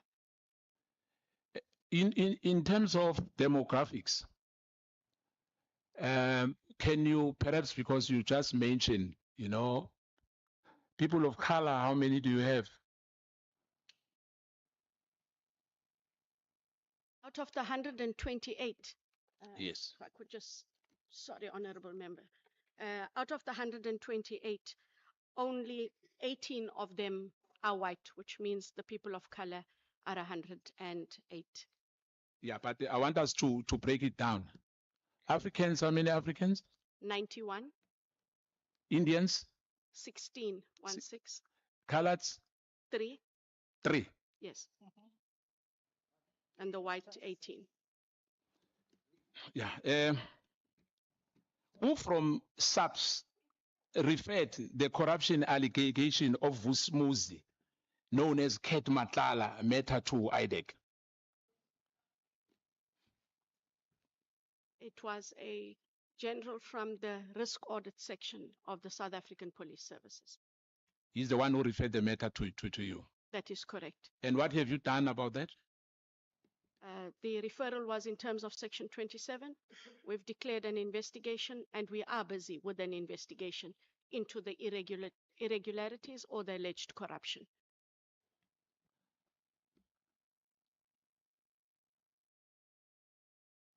In relation to Brian Badiach. All right, let's break away before that question is asked. Some interesting questions being asked from the MK party. We'll be back to that ad hoc committee after the news at 5 o'clock. Sports headlines coming up with Tumi as well. And then we're debating which way to go. Do we take some voice notes? Do we take some calls? Or do we just continue with the ad hoc committee? So you can get involved. You want to hear a little bit more of that. I think that questioning's starting to get a little tense there. And I'm enjoying the way it's being asked. You're with SAFM. It's exactly 5 o'clock. Time for News with Greg.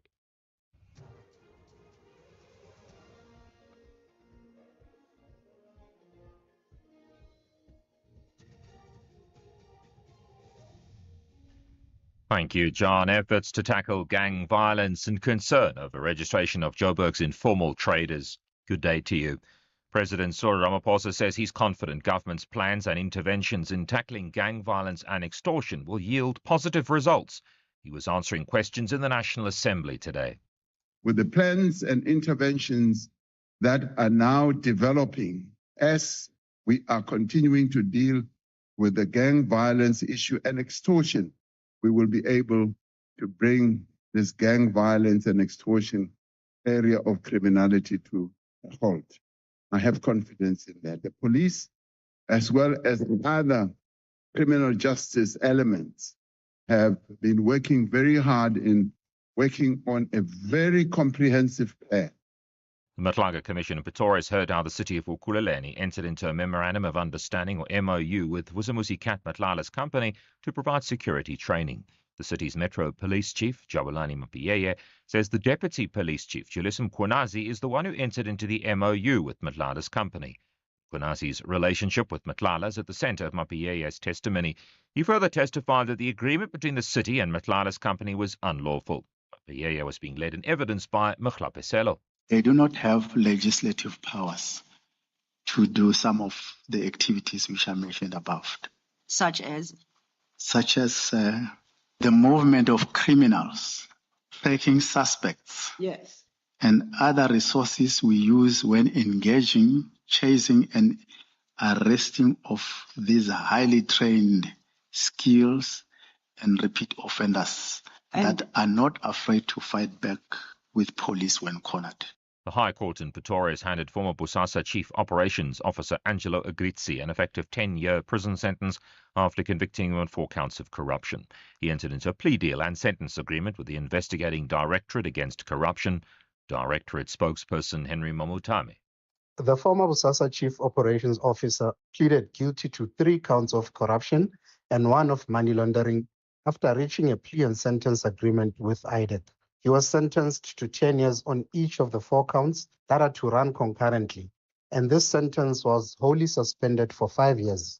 Part of this plea and sentence agreement is to mandate Agrizzi for his truthful cooperation in terms of Section 204 of the Criminal Procedure Act to testify in all proceedings relating to the Bosasa corruption matters that are before our courts, and to further assist the IDEC in its ongoing investigations relating to Bosasa. The state and the Senzo murder trials say they have reason to believe that accused number 1, Musi Sibiya, was using a different phone number to communicate during the period the soccer player was killed. He was shot and killed in 2014. Sibiya is one of 5 accused on trial at the High Court in Pretoria. State Prosecutor George Baloyi is taking Sibiya through a number of prepaid airtime purchases for a different network before and after the alleged hit on Mayiwa. Mr. Sibiya, is that if you had the use of this number, the Vodacom number, why was it necessary to make all these 15 recharges during this period?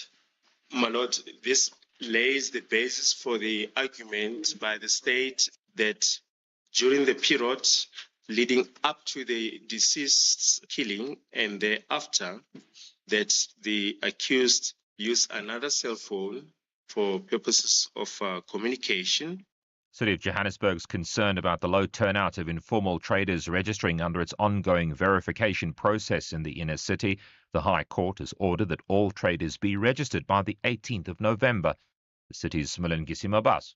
Because some of those that have obtained the permits have subletted these stores to foreign national, like we've seen in one of the stores that we have visited. But over and above that, people are not responding. They are not joining there where they are supposed to be verifying so that they are able to obtain this permit for them to operate on the street. So that is concerning for us. The top story, President Ramaphosa says he's confident government's plans and interventions in tackling gang violence and extortion will yield positive results. SAFM News, I'm Greg Khus. South Africa 86 for 1 after 12 overs against Pakistan. They still need 184 runs in 37 overs to win. Erasmus names his team to face France, and Bruce names 22-man Bafana Bafana squad to face Zambia. More details at 5:30. SAFM, guiding you through the rush hour traffic. Good afternoon. Starting off in Gauteng, the N1 southbound and four-ways queuing towards Winnie Mandela Drive. In Pretoria, The R21 Nelson Mandela Drive southbound has a crash reported near Elephant Road, and on the N1 southbound, a crash after Garsfontein Road. All lanes are open. In KZN, on the N3 eastbound, a crash after the Kato Ridge exit. The M4 northbound has a crash before the M41 interchange, and on Umhlanga Rocks Drive, slow-moving traffic between Glen Hills and Sunningdale. In Cape Town, Malibongwe Drive westbound in Dunoon has a crash at Portsdam Road. Baden-Powell Drive has a crash between Coastal Park and Strandfontein Road, and Albert Road in Woodstock has a crash reported near Dublin Road. With your traffic update, I'm Irma G. Stay safe on the roads. SAFM is with you. Abafana Bestende are ready to play the most attractive game to graduate to the final. However, Bahlabane Bandwa want to disallow their opponents a moment to shine. This is the Carling Knockout semi-final. Do not miss out on Golden Arrows versus Marumo Gallants this Sunday, 9 November at 2:30 p.m. live on SABC Plus and SABC One. Then at 3 p.m. on SABC radio stations. Proudly brought to you by SABC Sport. For the love of the game. This November, SAFM proudly presents the 3rd annual lecture. And as the Freedom Charter says, no legitimate government could claim authority unless it is based on the will of the people. And I think sometimes people forget that. SAFM invites you to our 3rd annual public lecture, delivered by Chancellor of the Nelson Mandela University, Dr. Geraldine Fraser-Moleketi. The theme of the lecture is Confronting Inequality, Corruption and Unemployment, Rebuilding South Africa's Social Contract for Inclusive and Sustainable Growth. The lecture will take place on the 27th of November 2025 at the Indaba Hotel, Spa and Conference Center in Fourways, Johannesburg. Secure your seat by emailing us at rsvp@safm.co.za. SAFM, leading the conversations that move us. The National Pulse, weekdays, 3 to 6 p.m. 8 minutes past 5, John Gericke in for Ashraf Garda. It is the National Pulse. We're keeping you abreast with all the goings on in Parliament today. We heard from President Cyril Ramaphosa earlier. We're going to play some of your voice notes on your opinion on what he was saying. But now, though, let's go to the ad hoc committee where Advocate Andrea Johnson from the Independent Directorate Against Corruption, the head of that organization, is facing parliamentarian questions, getting questions from the MK party at the moment. Do you know that as we sit in our committees in Parliament, the different committees, I don't even know who's Brian Padiach. I don't have interest in him, but we know the names. That there's Sunel Pelachon, there's Thailand Peperumal, there's Brian Padiach. I don't know them. They've cost other people's life. Some people have been persecuted for many years. Are you not aware of that? So if you can give me details, I'll answer you. But if you are talking about the cheaties who have made serious allegations, you asked if you're not aware of them. Yeah, wait. Don't be emotional. No, we're not, Chair. No. Don't be emotional, please. Hey, through you, Chair. No, wait. Yeah, I'm saying true. Wait. I'm not emotional. Wait. Honorable. Let me withdraw. Yeah. Let me withdraw that. Because now my members are intimidating me again. Honorable Skosana. Yes. Advocate Johnson. No, the way for me. For me, it's Honorable Skosana. Honorable Skosana. I'm saying for me. No. Honorable James. To me. Chair, wait. Can you put it? He's talking to me. Wait. No. Wait. You must not talk to me. Wait. Marumo Fase. Marumo Fase. Yes. Look, ne? It happens in life that a man and a woman can peacefully stay together for a very long time and fight in a short moment. So, Honorable James and Honorable Skosana, since we used this chambers, you have been sitting to, like twin children in harmony. Can we continue to live the way we have been? The peaceful coexistence we have seen between the two of you is admirable. And then yourself, again, Honorable Skosana and Advocate Johnson, I am presiding over these proceedings.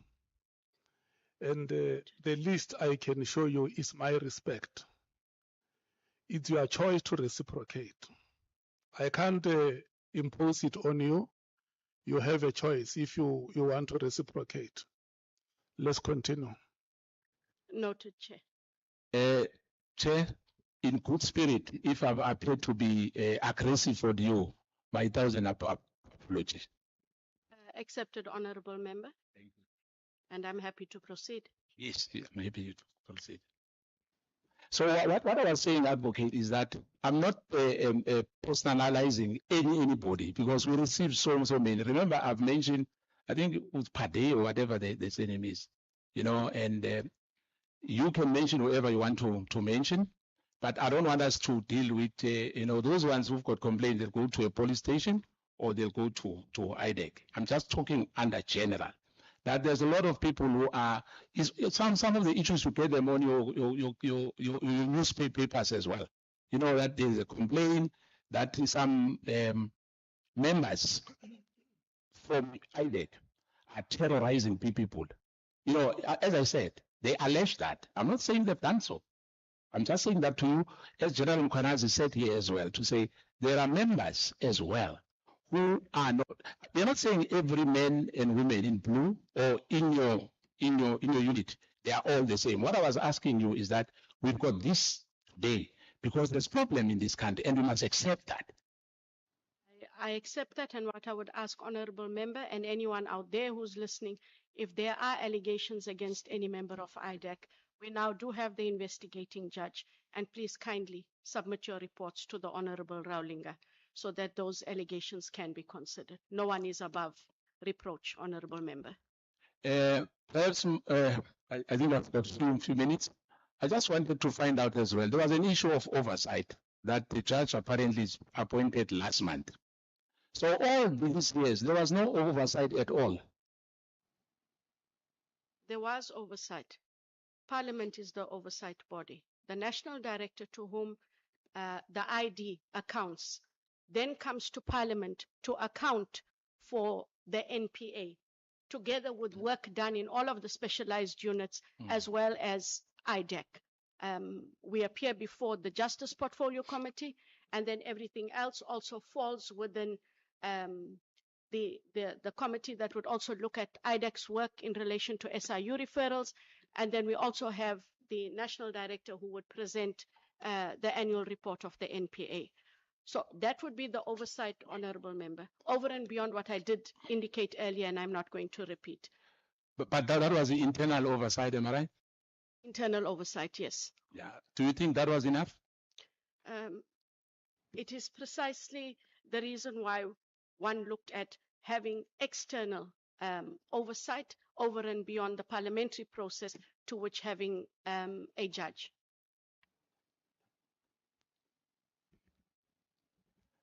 I don't want to chow too much time for my colleague here. I'll hand over to Ms. Honorable Chongwe. Am I fine, Chair? Yeah, no, thank you so much. Is your hand up, Honorable Sokanyile, or is it down? Anyway, if the hand is not up, it is down. Or How many minutes left, Chair? no, wait, I'm coming back to you. I will tell you what your allocation is. Let me take Matthys and take Honorable Sokanyile. Honorable Matthys, Thank Honorable you, Chair. Sokanyile. Advocate, I don't see the date on which the Medicare tender was referred to you. Do you have that On the information? 16th of February, 2025. And was that referral part of the investigation that SAPS did that informed the decision to cancel it? Do you know? Because I know your full investigation is still happening, but did it form part of it? The cancellation decision, I speak under correction, but the cancellation was done in May of 2025. Okay. At the time the referral was made, there had been no cancellation, Honorable Member. Okay. And then we're going back to this thing about oversight because I can see you're not relenting.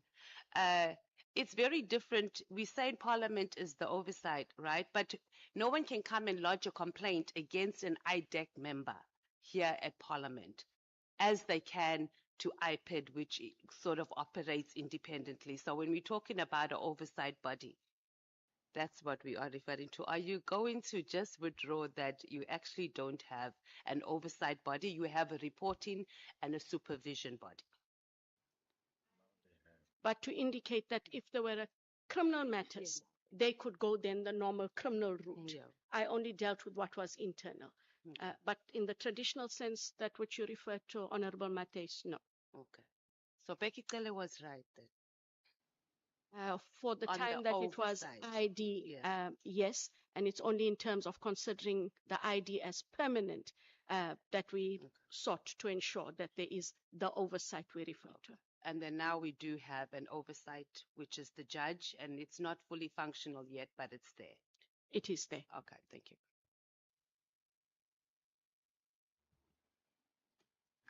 Thank you so much, Honorable Sokanyela. Thank you, Chair. Advocate, when there were interviews and your husband happens to be one of the people who was going to be interviewed, then you you excused yourself. Then when shortlisting was done, because you were part of the panel, what happened? The shortlisting, I did the shortlisting of others. I did not shortlist him. So when it came to him, the panel adjudicated over the shortlisting, whether or not he was suitably qualified and or experienced, Honorable Member, and I also then didn't sit in the interview. When the list of shortlisted candidates was then presented to the panel, he was one of the persons that was shortlisted. So you were part of the panel that was shortlisted? The other candidates, absolutely. How did you know that your husband was going to be shortlisted? Then you didn't become part of it. I was not aware that he'd become shortlisted because what we did is I did the shortlisting. I was aware that he had applied for the position. I did not adjudicate over his CV and his capabilities and whether or not he was suitable. Then it is the other people who shortlisted him alone. The other people were part of that shortlisting. The Chair, other candidates. I'm not following, sorry. I'm saying that if you are saying that you were not part of your husband, but for others you were part, I'm asking if you participated for others, then when the time came for your husband, you recused yourself.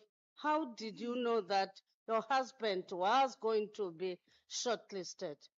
Didn't you influence that your husband must be shortlisted so that he must go to the interviews? Honorable Chair and members, when he was shortlisted, he was considered by the panel. I became aware when I was back into the room, he was one of the shortlisted candidates. I didn't shortlist him. When we did the interview, we had agreed I will recuse myself from the interview panel, which I then also did. So I didn't adjudicate on his CV. I knew that he had applied. We did the shortlisting. When they were shortlisting and they pulled up his CV, I left the room and the shortlisting was done. I became aware when I got back into the room. Advocate Andrea Johnson answering about her husband. She's the Independent Directorate Against Corruption head. Just you're hearing the visual, or hearing the visuals. You're hearing the audio. But let me tell you that the parliamentarians are looking at her skeptically. Nobody's really believing the story. There's heads in hands. There's hands going up. There's looks of disbelief from the parliamentarians from that story. It's 21 minutes past 5. 48 nations, one dream. The FIFA Under-17 World Cup hits Qatar and Mzansi's Amajimbo's are in the fight. It's game on everywhere. From 3 to 27 November, catch the action live on SABC Plus, SABC Radio, and SABC TV. Download SABC Plus now. Stream, listen, watch. SABC Sport, for the love of the game.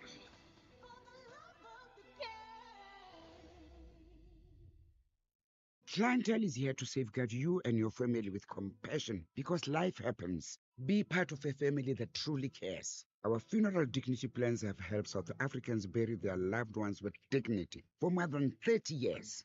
Let us help you create a meaningful tribute that honors your life and those of your loved ones.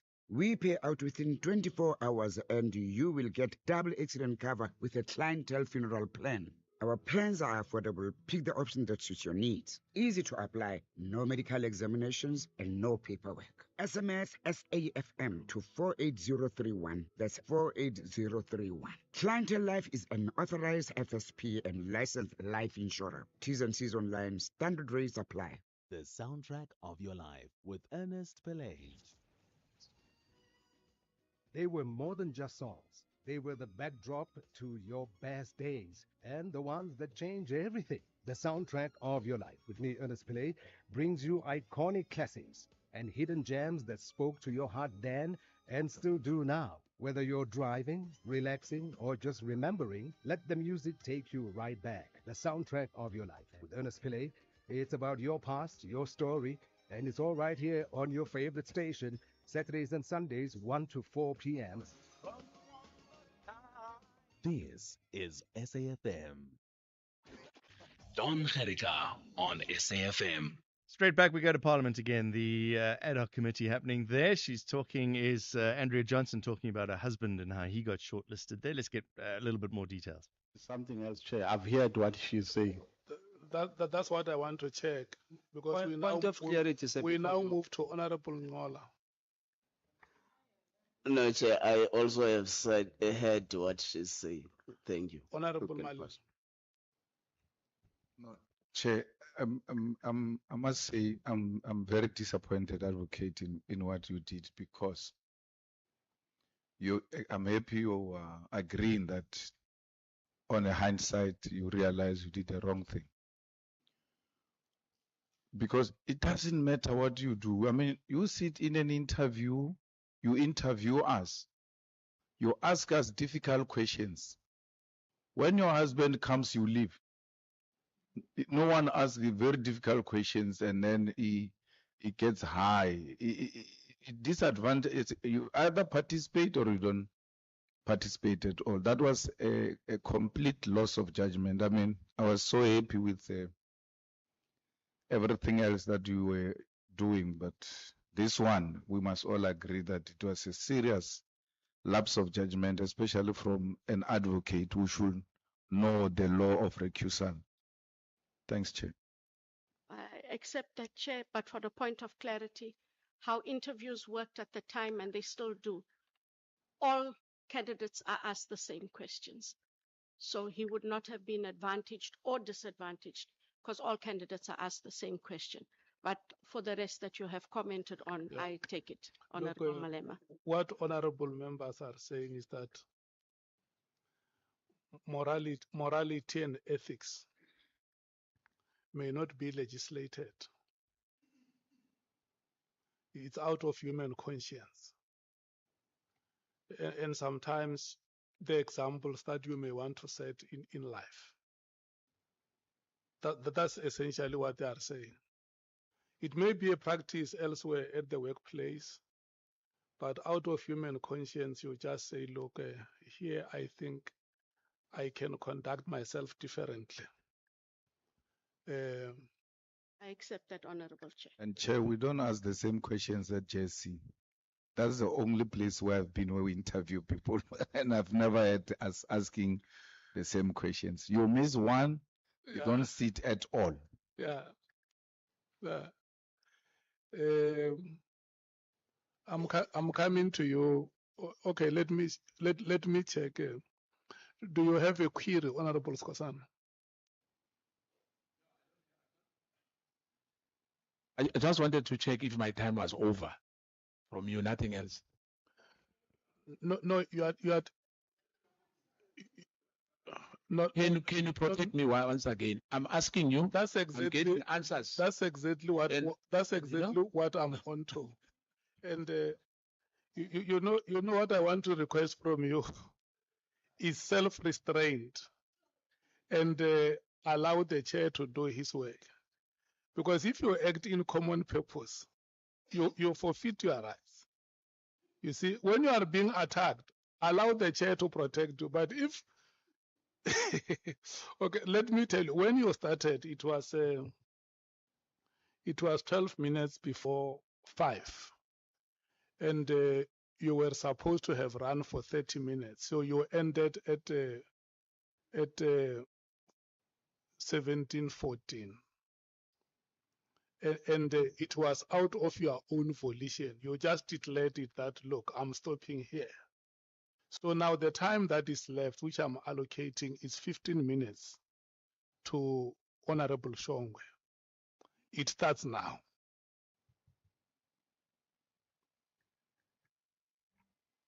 Sawubona advocate. Sawubona ndata. Njani mama? Ngiyaphila. Ngikhathele Siyaphila. mari ngiyaphila. Hayi bekezela ntombazana. Ngifuna ukhalalisela uhusband wakho ngathi ngingafunda Yo, kuyena. ngcono ukuthi ngifake i-divorce. Hayi ungayifaki cha. Ngeke ngikwazi ukuphila ngaleyo ndlela yokungakhulumi. Ngifuna ukuthi ungicacisele lana before ngene endabeni le engize ngayo la kuwo. Uthi usuke ekhaya uhusband unominatiwe for ukuthi eze for interviews. Wangasho lutho wathula wathi tu uhusband. Uhusband nami asihambi nekareli 1. Asebenzanga ema-office eli-1. Lapho i-integrity yami Yeah. ngeke uzokwazi ukungishukuza, ngeke ungithole ukuthi ngamtshena ukuthi kukhulunywani imibuzo ithini. Akukho lokho. No, ngibuza ukuthi akafikanga endlini ajabulile athi hey mama yazi I got a call, I'm going to be interviewed ku IDEC or whatever, I'm just saying. I at DSO Yeah, yes. Azange akutshele ngithole i-call to be interviewed. ungitshenile vele. Ukutshele. Yes. Then you didn't decide from lapho ukuthi uphume kule ndaba, but you decided let me continue singene ku selection and then ngiyohlika mase ngihlika lapha sesim interview yakhona. Vele ngishilo ndade kusho ukuthi if ngibheka ngemva kungcono if ngasikhipha kuyona. Angizange isikhiphe, angikwazi ukushintsha lokho enzekile ngalelo sikhathi. Njengommeli angiyena ke mina ummeli advocate angithi umthetho awuphukanga somewhere lapho noma mhlawumbe awuvulekanga iloophole yokuthi singathi lo mthetho awuhambanga kahle lapho Ngokwami cha ngokomthetho. angazi ngomthetho ngithi ngokwami ngasikhipha. So ngokwami angizange yenze into mele ngingayenzi. Mari ngiyanizwa ukuthi nithini. Yiko ngithi ngalelo langa vele mhlawumbe kuzoba ngcono if ngasikhipha completely kuyona leyo process. Angizange isikhiphe kwi process yonke, ngasikhipha kwi cesha mase umuntu uyangena for i-interview. So usiyavumelana sinawo ukuthi kukhona la usola khona ukuthi awenzanga kahle. Ngalendlela ekhulunywa namhlanje vele. So mangathiwa agreverse ukuthi baba aphume emsebenzini ubungavuma still. Angikizwi kahle. If it were to be said your husband must recuse himself from the post or position he's working because there was a loophole or slight mistake in that of hiring him, there is that gap nje engatholakala. Would you agree that he must resign? Kuphi nendawo akasebenze DSO. Kuleyo interview leyo. Yes. If bathi ngomthetho mele asikhiphe.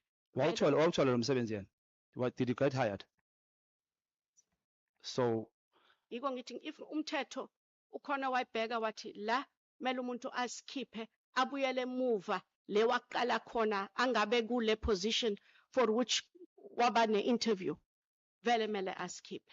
Ngeke ngime kwindlela ukuthi akhishwe as a result of umuntu athi ngcono ukuthi usikhiphe completely from the-interview process. So uma ufika ekhaya namhlanje uzomtshela ukuthi baba besikhuluma ngawo lapha eParliament bayasola bathi mele uyikhiphe noma. So that conversation continuing with the questioning about the short list about Andrea Johnson's husband, known as Mr. Johnson. name not disclosed for security reasons. He works under the leadership of Crime Intelligence Head Lieutenant General Dumisani Khumalo. IDAC arrested Khumalo in June for the alleged irregular appointment of Dineo Mokwele in a senior ranking position of brigadier in the technical support services, despite having zero police experience. So that's continuing there. Andrea Johnson, IDAC head, Advocate Andrea Johnson, appearing before Parliament's ad hoc committee. It's 5:30. News headlines with Greg Gous. Thanks again, John. A quick look at the headlines. The head of the investigating directorate against corruption refused to divulge the names of implicated politicians who are under investigation. President Ramaphosa says he's confident government's plans and interventions in tackling gang violence and extortion will yield positive results. And the deputy leader of Tanzania's main opposition party is facing terrorism charges. More on those stories and other news at the top of the hour. SAFM, guiding you through the rush hour traffic. Good afternoon. Starting off in Gauteng, the M1 northbound in Parktown has a crash near Jan Smuts Avenue. The N1 southbound in Midrand, a crash before Baklu interchange and heavy traffic in the central Crown area due to flooding.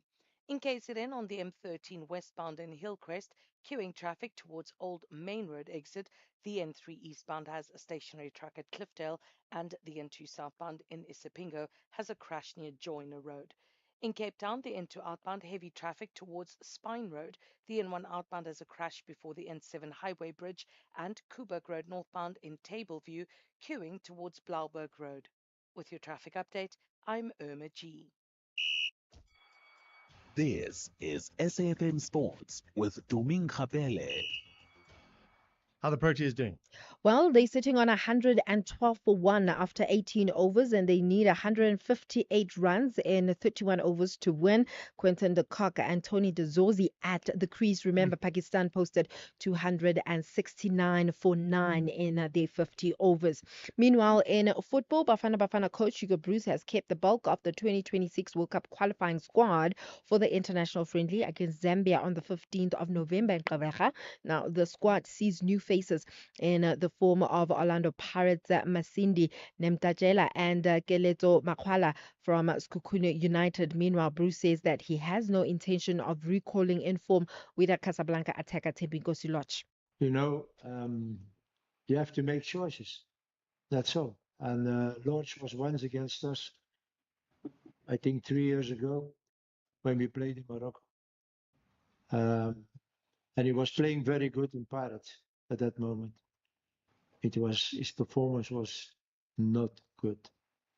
And then I followed him, and then he played, and then he didn't play. And in Pirates, he got out of the team, and then he went to Sundowns because Rulani wanted him. But after a few months, he didn't play anymore. So okay, now he's playing good in Morocco. But you have to look also as he dates. This is not the future. I'm very sorry. This is not the future. And if I shouldn't have other opportunities, okay, maybe I should take him. Maybe. In rugby, Siya Kolisi will become the 9th Springbok with 100 caps when he leads South Africa out against France at the start of France in Paris on Saturday. Erasmus has elected Buan Venter to replace the injured Oxen Chair at loose head prop, while Thomas Dutoit, Eben Etzebeth, Peter Steph Dutoit, and Damian Willemse all return to the starting lineup. The only change amongst the replacements sees Archie Snyman move from the starting team to the bench in place of Kwagga Smith, who is carrying a niggling injury. Meanwhile, Springboks number 8, Jasper Visser, says that France have made a statement with their physicality over the past few years, and is expecting a fierce contest up front when the two sides clash at Stade de France. I think we analyzed them well this week. And like you said, the French have a big team. And I think that's definitely going to be the where it comes down to the both of the forwards backs, just who's going to get dominated or who's going to dominate who. So I think all of us are looking forward to that. Well, Laura Fulvard has officially become the number one batter in the ICC Women's ODI batting rankings. This is after a record-breaking World Cup campaign overtaking India's Smriti. Now, the Proteas captain smashed centuries in both the semi-final and the final of the Cricket World Cup in India, raking up a record-breaking 571 runs, the most ever in a single edition of the tournament. Meanwhile, in netball, South Africa President Mami Diale says that part of the federation's rebuilding phase is to make sure that they realign with their stakeholders. This is after Netball South Africa hosted a stakeholders gathering in Johannesburg this morning to introduce the new executive members to their partners and reaffirm their 4-year plan. And Diale says that this meeting was to make sure that their partners know that netball in South Africa is restored and the federation is ready to move forward. Before I say goodbye, just to keep you up to date with the score, South Africa on 116 for 1 after 19 overs. They still need 154 runs. Dzozi and de Kock at the crease, eh? That's Dzozi, something else. yeah. Yeah. And the Cock is on 54 and Dzozi on 13. Did you hear about this FIFA Peace Prize? I saw it this morning, Mhm. right? So they've introduced, sometimes you just got to sigh, the Peace Prize for recognizing an individual's actions for peace and unity. Okay. Coming from FIFA. Yep. Okay. It's to be awarded annually, they say. It'll be given to the person who has, quote, taken exceptional and extraordinary actions for peace and united people across the world. Through sport. Through sport, it'll be handed out, or through football, not just Okay. sport, football, because it's FIFA. It'll be handed out on Friday, the 5th of December at the 2026 World Cup draw in Washington, D.C. They go on and talk about a whole lot of things. So the question is, after Infantino, who's in charge of FIFA, and Donald Trump have been together for a while. Remember, there was that golden ball that was given to Yeah. him, and he was there for no particular reason the other day. Will Donald Trump become the first recipient of the FIFA Peace Award? Because they've already been quite angry about the Nobel Peace Prize, right? The White House saying the Nobel Committee places politics over peace. Yeah. So this, I feel, and I think most of the world would agree, that FIFA have made up a FIFA Peace Prize to give to Donald Trump. You think it's made up? It's a made-up thing. It's going to be handed over once. And who else is... Well, that is the big question, right? We'll have to wait and see. Well, there we are. We just want to find out who Bafana is playing. We're going to have to watch a Peace Prize handed to Donald Trump. Well, with that said, it's a wrap from my side. Ke nna Tumi Nkgapele, Modimo ke yo. The Jet Set Breakfast. Jeffrey, talk to us about when you went on the initiation at the age of 12. What we're told is that it's a beautiful place in there. It's not really in the bush. It's some sort of heaven, paradise with light. But when I got in there, it was something else. I couldn't feel the thing that makes me a man or feel like I'm a man. So I was shocked. But I enjoyed, yes. You might find, Jeffrey, that there are people that listen to this and say, yes, but this is our culture.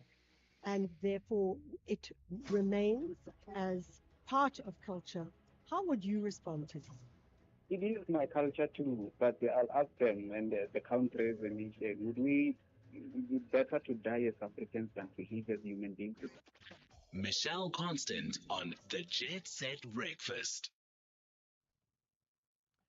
SAFM invites you to our third annual public lecture delivered by the Chancellor of the Nelson Mandela University, Dr. Geraldine Fraser-Moleketi. The lecture will take place on the 27th of November at the Indaba Hotel Spa and Conference Centre in Fourways, Johannesburg, under the theme Confronting Inequality, Corruption and Unemployment, Rebuilding South Africa's Social Contract for Inclusive and Sustainable Growth. Secure your seat by emailing us at rsvp@safm.co.za. That's rsvp@safm.co.za. Economic news on SAFM. Facts and figures you can count on. 20 to 6. Let's see what's happening on the markets. Good afternoon, Jimmy Moyaha. Good afternoon, John. How are you? You know, I was looking at my massive portfolio that I have of so much money, and I've learned not to put my trust in AI to give me suggestions on what to buy. What did it suggest you buy? MTN was the one struggling today. The other ones weren't doing too badly, actually. Yeah, so it hasn't been the worst time for local markets. I mean, different sectors have performed differently. We know obviously what's been happening on the commodity side of it, but we've seen just this week a bit of a rally on some of the retail stocks as well. So it's not the worst time to be getting into some good value stocks, but understandably, markets have been running quite hot throughout the year as well. So Yeah. perhaps the AI is not taking that into account. I'm down 1.9% on MTN, which hurts. But Naspers is doing all right, and First Rand okay. That's not so bad. 1.9% in the scheme of things is a day's recovery, especially on stocks like MTN. Okay, I'm holding thumbs. What else you got? We're going to be taking a look at the latest results from SAPI Limited. They gave us an update on their performance for the year that was. Just to give you a bit of context, John, around how markets can turn around quite quickly. They reported a loss of almost 3.1 billion rand. Despite that, the share price was up 4%. So markets are a strange thing. We're going to speak to the CEO of the company, get a sense of what's been happening within the company, what drove that loss and how it is that they intend to address that. Then we have a conversation with the Standard Bank Group taking a look at the importance of women in leadership. There is currently an IWF summit taking place in Cape Town that we're going to be reflecting on and taking a look at. We also have a conversation with the team at Carling Black Label through SAB, taking a look at that business, that product, what it is that has done for the economy and for communities. We know, of course, we're celebrating 130 years of SAB with the SAB team. We've been doing that for a couple of weeks now. Then we have a conversation with the chair of the South African Future Trust around reimagining sustainable entrepreneurship. The South African Future Trust Summit took place yesterday and today, and entrepreneurs and small businesses were able to showcase their businesses to investors, to judges, to communities, to the market. And it's interesting because it's one of the very few summits that actually rewards entrepreneurship on the scale that it does. I believe the prize for the winning small business this year is $1 million. So we're going to speak to the chair of that particular trust and get a sense of what is happening there and how the summit has been going. And then, because it's Thursday, we've got an SME conversation to be had. We're going to be speaking to the company that's been sponsoring some of our SME conversations and leading some of the SME discussions that we've been having. We're going to be speaking to Capitec around the businesses that they have been supporting, how they've been getting involved in the SME space, the products that they've got for SMEs, and how SMEs can reach out to them. So that's what's coming up on the show today. Before we get to those conversations, we're going to be taking a look at the markets and what's been happening on the market side. It has been a better day than yesterday. It's been, yesterday was a fairly green day as well, but I think if we look at other markets, they would not have had as good a day as we did. Asian markets closed out all in the green. European markets closed out all in the red. South African markets closed out all in the green. And US markets are all in the red at the moment. So bit of a mixed bag depending on what part of the world you're invested in and where you are looking.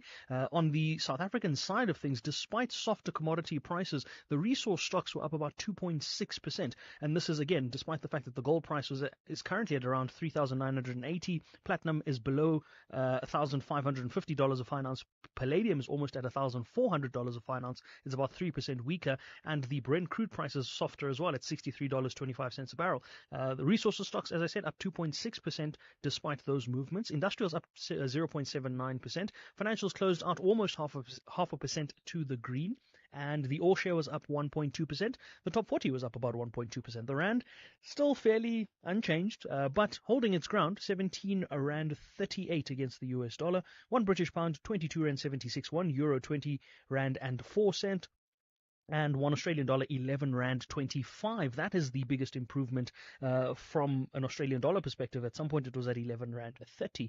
1 Bitcoin, on the other hand, not having the best day, down below $102,000 a coin. Now, I wonder if we'll breach the $100,000 coin level, but in rand terms, that means it's 1.77 million rand. So, first time in a long time that the Bitcoin price is below 1.8 million rand. We're going to get a sense of these and other market movements. I've got Kerawile Nonyana of Prime XBT joining me later on to take a look at market movements and see if we can wrap our heads around this. We know we've got some important decisions that are going to be coming up soon. We've got our own midterm budget policy statement next week, and perhaps we'll look ahead to that and see what that might do for the rand. But those conversations come up after the 6 p.m. news. For now, John, back to you.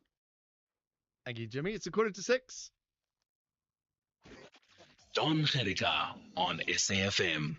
Voice note time. We've got a couple of voice notes that have come through, some from a lot earlier, so apologies for that. We've been struggling to find time to squeeze them in, but there's a couple about President Cyril Ramaphosa, and we're going to hear from the ad hoc committee what's happening there as well. But first, something slightly different. Afternoon, SAFM listeners. I'm Martin Mata from Islam Park Campus. Today I was in Joburg. Hey, Amapanyasas and the traffic copper, the Kuruleni traffic officer. I mean, Joburg traffic officers are busy trying to clean the streets of Joburg. I don't know how they will manage because they waited too long to clean it. I thank you. Biggest takeover is underway in South Africa. Sorry, John. I know you're going to disagree with me 100%, 1000%. I know that. But let's look at this South Africans. Economy is the backbone of each and every country. Now, if you are going to let vulnerable people be exposed like this, then it means the poor people of this country are on their own. The biggest takeover in South Africa is underway, guys. This country doesn't belong to South Africans. It has been sold, maybe, but something is happening in this country. It cannot be. Cannot be. I think that message was referring to President Cyril Ramaphosa and his view on foreigners being allowed to use, or that court case stopping Operation Dudula from allowing foreigners into hospitals and schools and those kind of things. I think that's what he's referring to as a great takeover. Good afternoon, John. Simon Khwedi. So, John, the issue here is no longer about the public representative. It's now has shifted to being personal now that Johnson has hired her husband into the position. What is it that actually they are trying to find out here? Because what is important is that even if it's her husband, if he qualifies, he qualifies, and that's all. That's all that she's saying. But what is it that we want actually as the society? We don't know. Hi, John. Good evening to you and good evening to the SAFM listeners. Listening to Mrs. Johnson there, I thought only our president, Cyril Ramaphosa, can beat around any question. Wow, but this lady is giving him a run. I'm sitting here in disbelief as well. And I can just imagine how the MPs are there at the committee. It doesn't make sense at all in what she's saying about her husband being shortlisted and she's not being there. Wow, this is there's no words to explain. No words to explain it. Have a good one. Just Good afternoon, John. Starting the Q&A for the president, I don't think it's fair to the president allowing the foreign nationals. I mean, when bylaws are implemented by the Metro Police or SEPS or whoever, the civil society groups who take the government to court. So you cannot go and blame the government for this because, I mean, they've done their bit. Who's the government? Ramaphosa will never go and stop foreigners from going to the hospital. The people that are doing it are the Metro Police who are employed to do that. They are the ones that must control them. And when they do, then somebody stands up and fights against the government. So what must he do? What must Ramaphosa do? We'll take more voice notes and hopefully some calls on 086 000 2032 after this. SAFM commemorates Disability Rights Awareness Month under the theme Celebrating 30 Years of Democracy, creating strategic, multi-sectoral partnerships for a disability-inclusive society. SAFM supports and works tirelessly towards equity and equality for those living with disabilities. Empowerment is key. Let us break the barriers and improve the quality of life for those living with disabilities. Our efforts towards a better life for those living with disabilities can only be impactful when we do so together. We do not tolerate any kind of discrimination. Disability Awareness Month 2025 on SAFM 104 to 107 FM nationwide, leading the conversations that move us. The Morning Brief.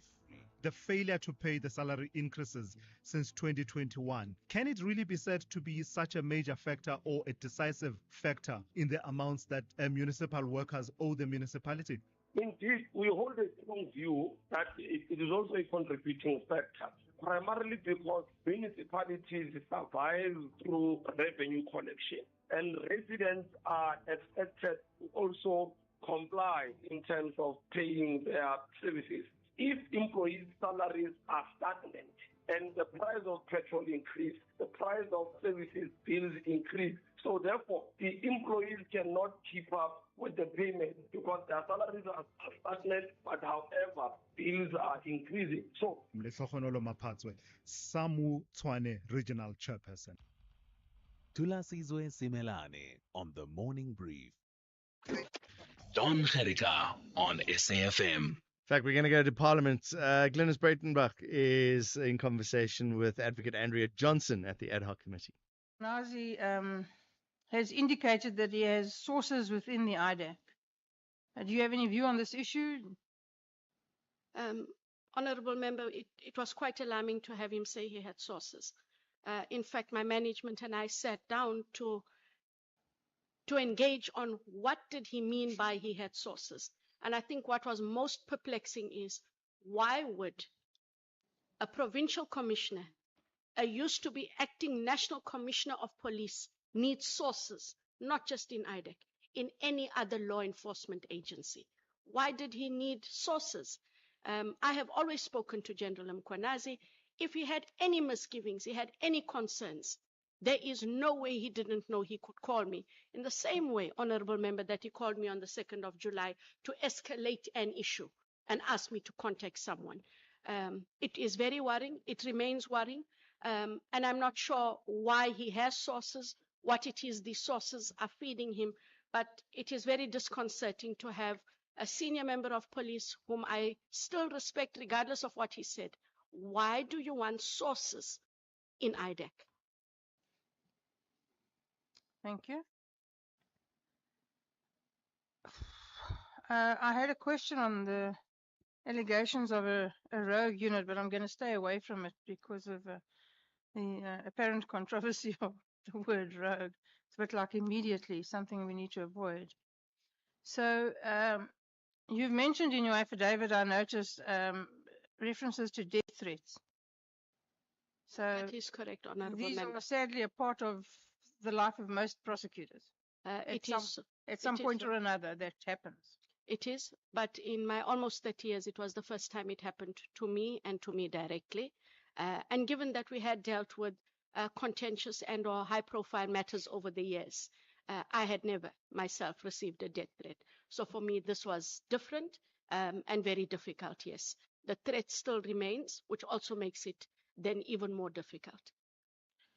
Yes, they remain unpleasant, more particularly when they have an effect on your family. But what I want to ask you is, while I understand that this is upsetting and disconcerting, can you tell us how this affects how you do your work, how it affects your appetite to do an already challenging job?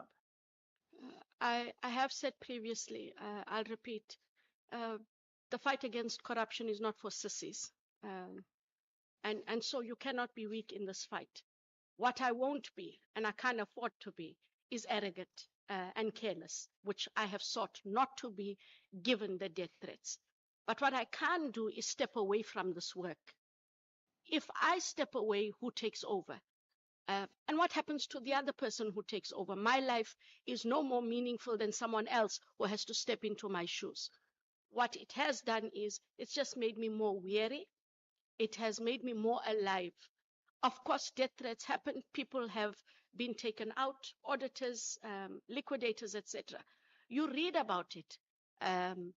you say to yourself, this is absolutely terrible. But when it comes at you, you directly, it really makes you pause. So I've had my pause moment. I've had to get over my pause moment because I've got to do my job. But like I say, I'm not arrogant about what has happened, and I'm not going to be careless. I have a family that I love, but I also have a job that I love.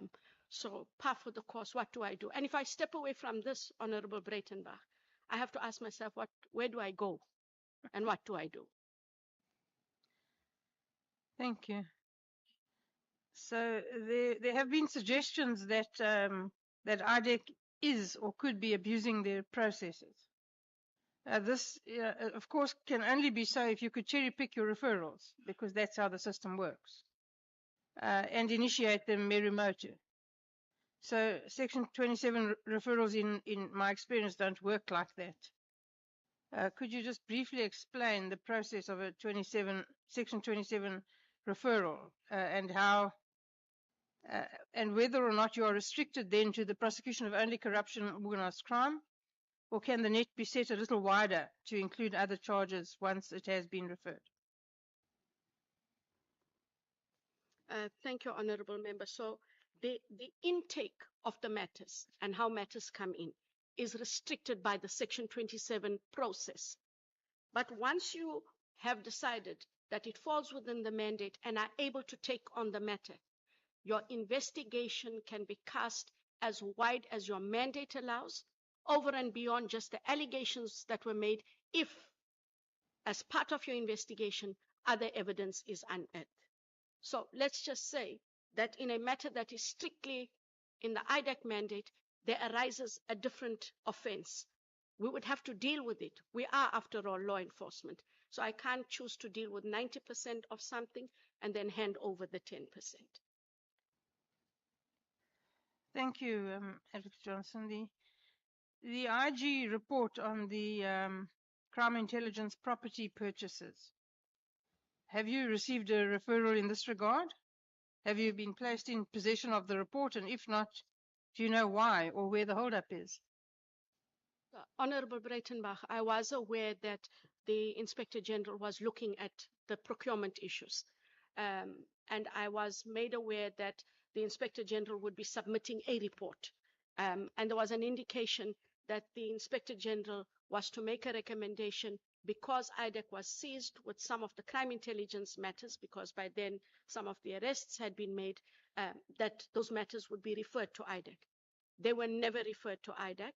I have not seen the report, and so I do not know if, in fact, that final recommendation was made for a referral. I also don't know the extent of what all he would then have investigated. I'm not sure why it was not referred, if, in fact, a recommendation was made that it be referred to IDEC. Thank you.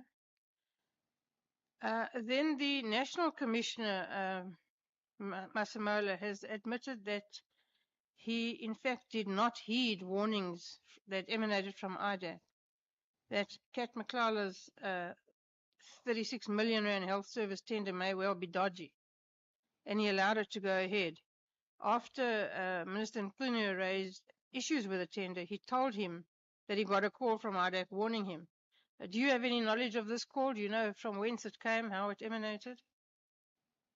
When the matter was referred to IDEC and it was given to the investigators, I am aware that they did engage the National Commissioner to indicate that we do have this matter, and to, I think they did source his views, and such a discussion did in fact take place. So he was made aware that there was in fact a referral to IDEC, and yet the contract had not yet been cancelled. Contract was cancelled much later than in May. Thank you, Advocate Johnson. Thank you, Chair. Bearing in mind that this is a limit and not a target, I'm done. Thank you. Thank you so much, Honorable Breitenbach. It's your hand. That's convenient timing for us as well. And Advocate Andrea Johnson answering questions at the ad hoc committee. That's the program for today. Thank you very much for being with us. It's highlighting all the things that are happening all around the country. And there were plenty of messages as well coming in about Cyril Ramaphosa. He was answering questions in Parliament today, members' questions. Unfortunately, we didn't get time to play all of those. One of them, voice notes, President Cyril Ramaphosa was saying sometimes he wishes he was a dictator so that he could implement a whole lot of laws. A voice note coming through to say, I wish Cyril was a dictator. Unfortunately, we don't have time to play that.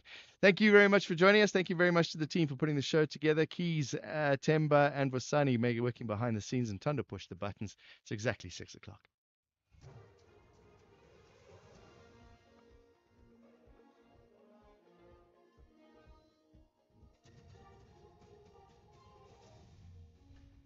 Thank you again, John. In this news update, Johnson mum on names of implicated politicians and efforts to tackle gang violence. Good evening.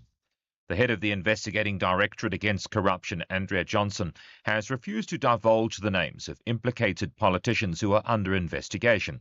She's testifying before Parliament's ad hoc committee, which is probing allegations of criminal infiltration and political interference in the justice system. Till we get to evidence. Honorable Malema, I have learned that you can throw a name out there and then you follow what you think is an investigation path, and it does not amount to evidence. It would be irresponsible. You cause irreparable harm. But what I can say is there are several persons implicated, and regardless of their ranking and who they are, and whether they're public or private officials, as long as there's evidence, IDAC will follow that evidence, Honourable Member, and where we can, they will most certainly be prosecuted. President Cyril Ramaphosa says he's confident government's plans and interventions in tackling gang violence and extortion will yield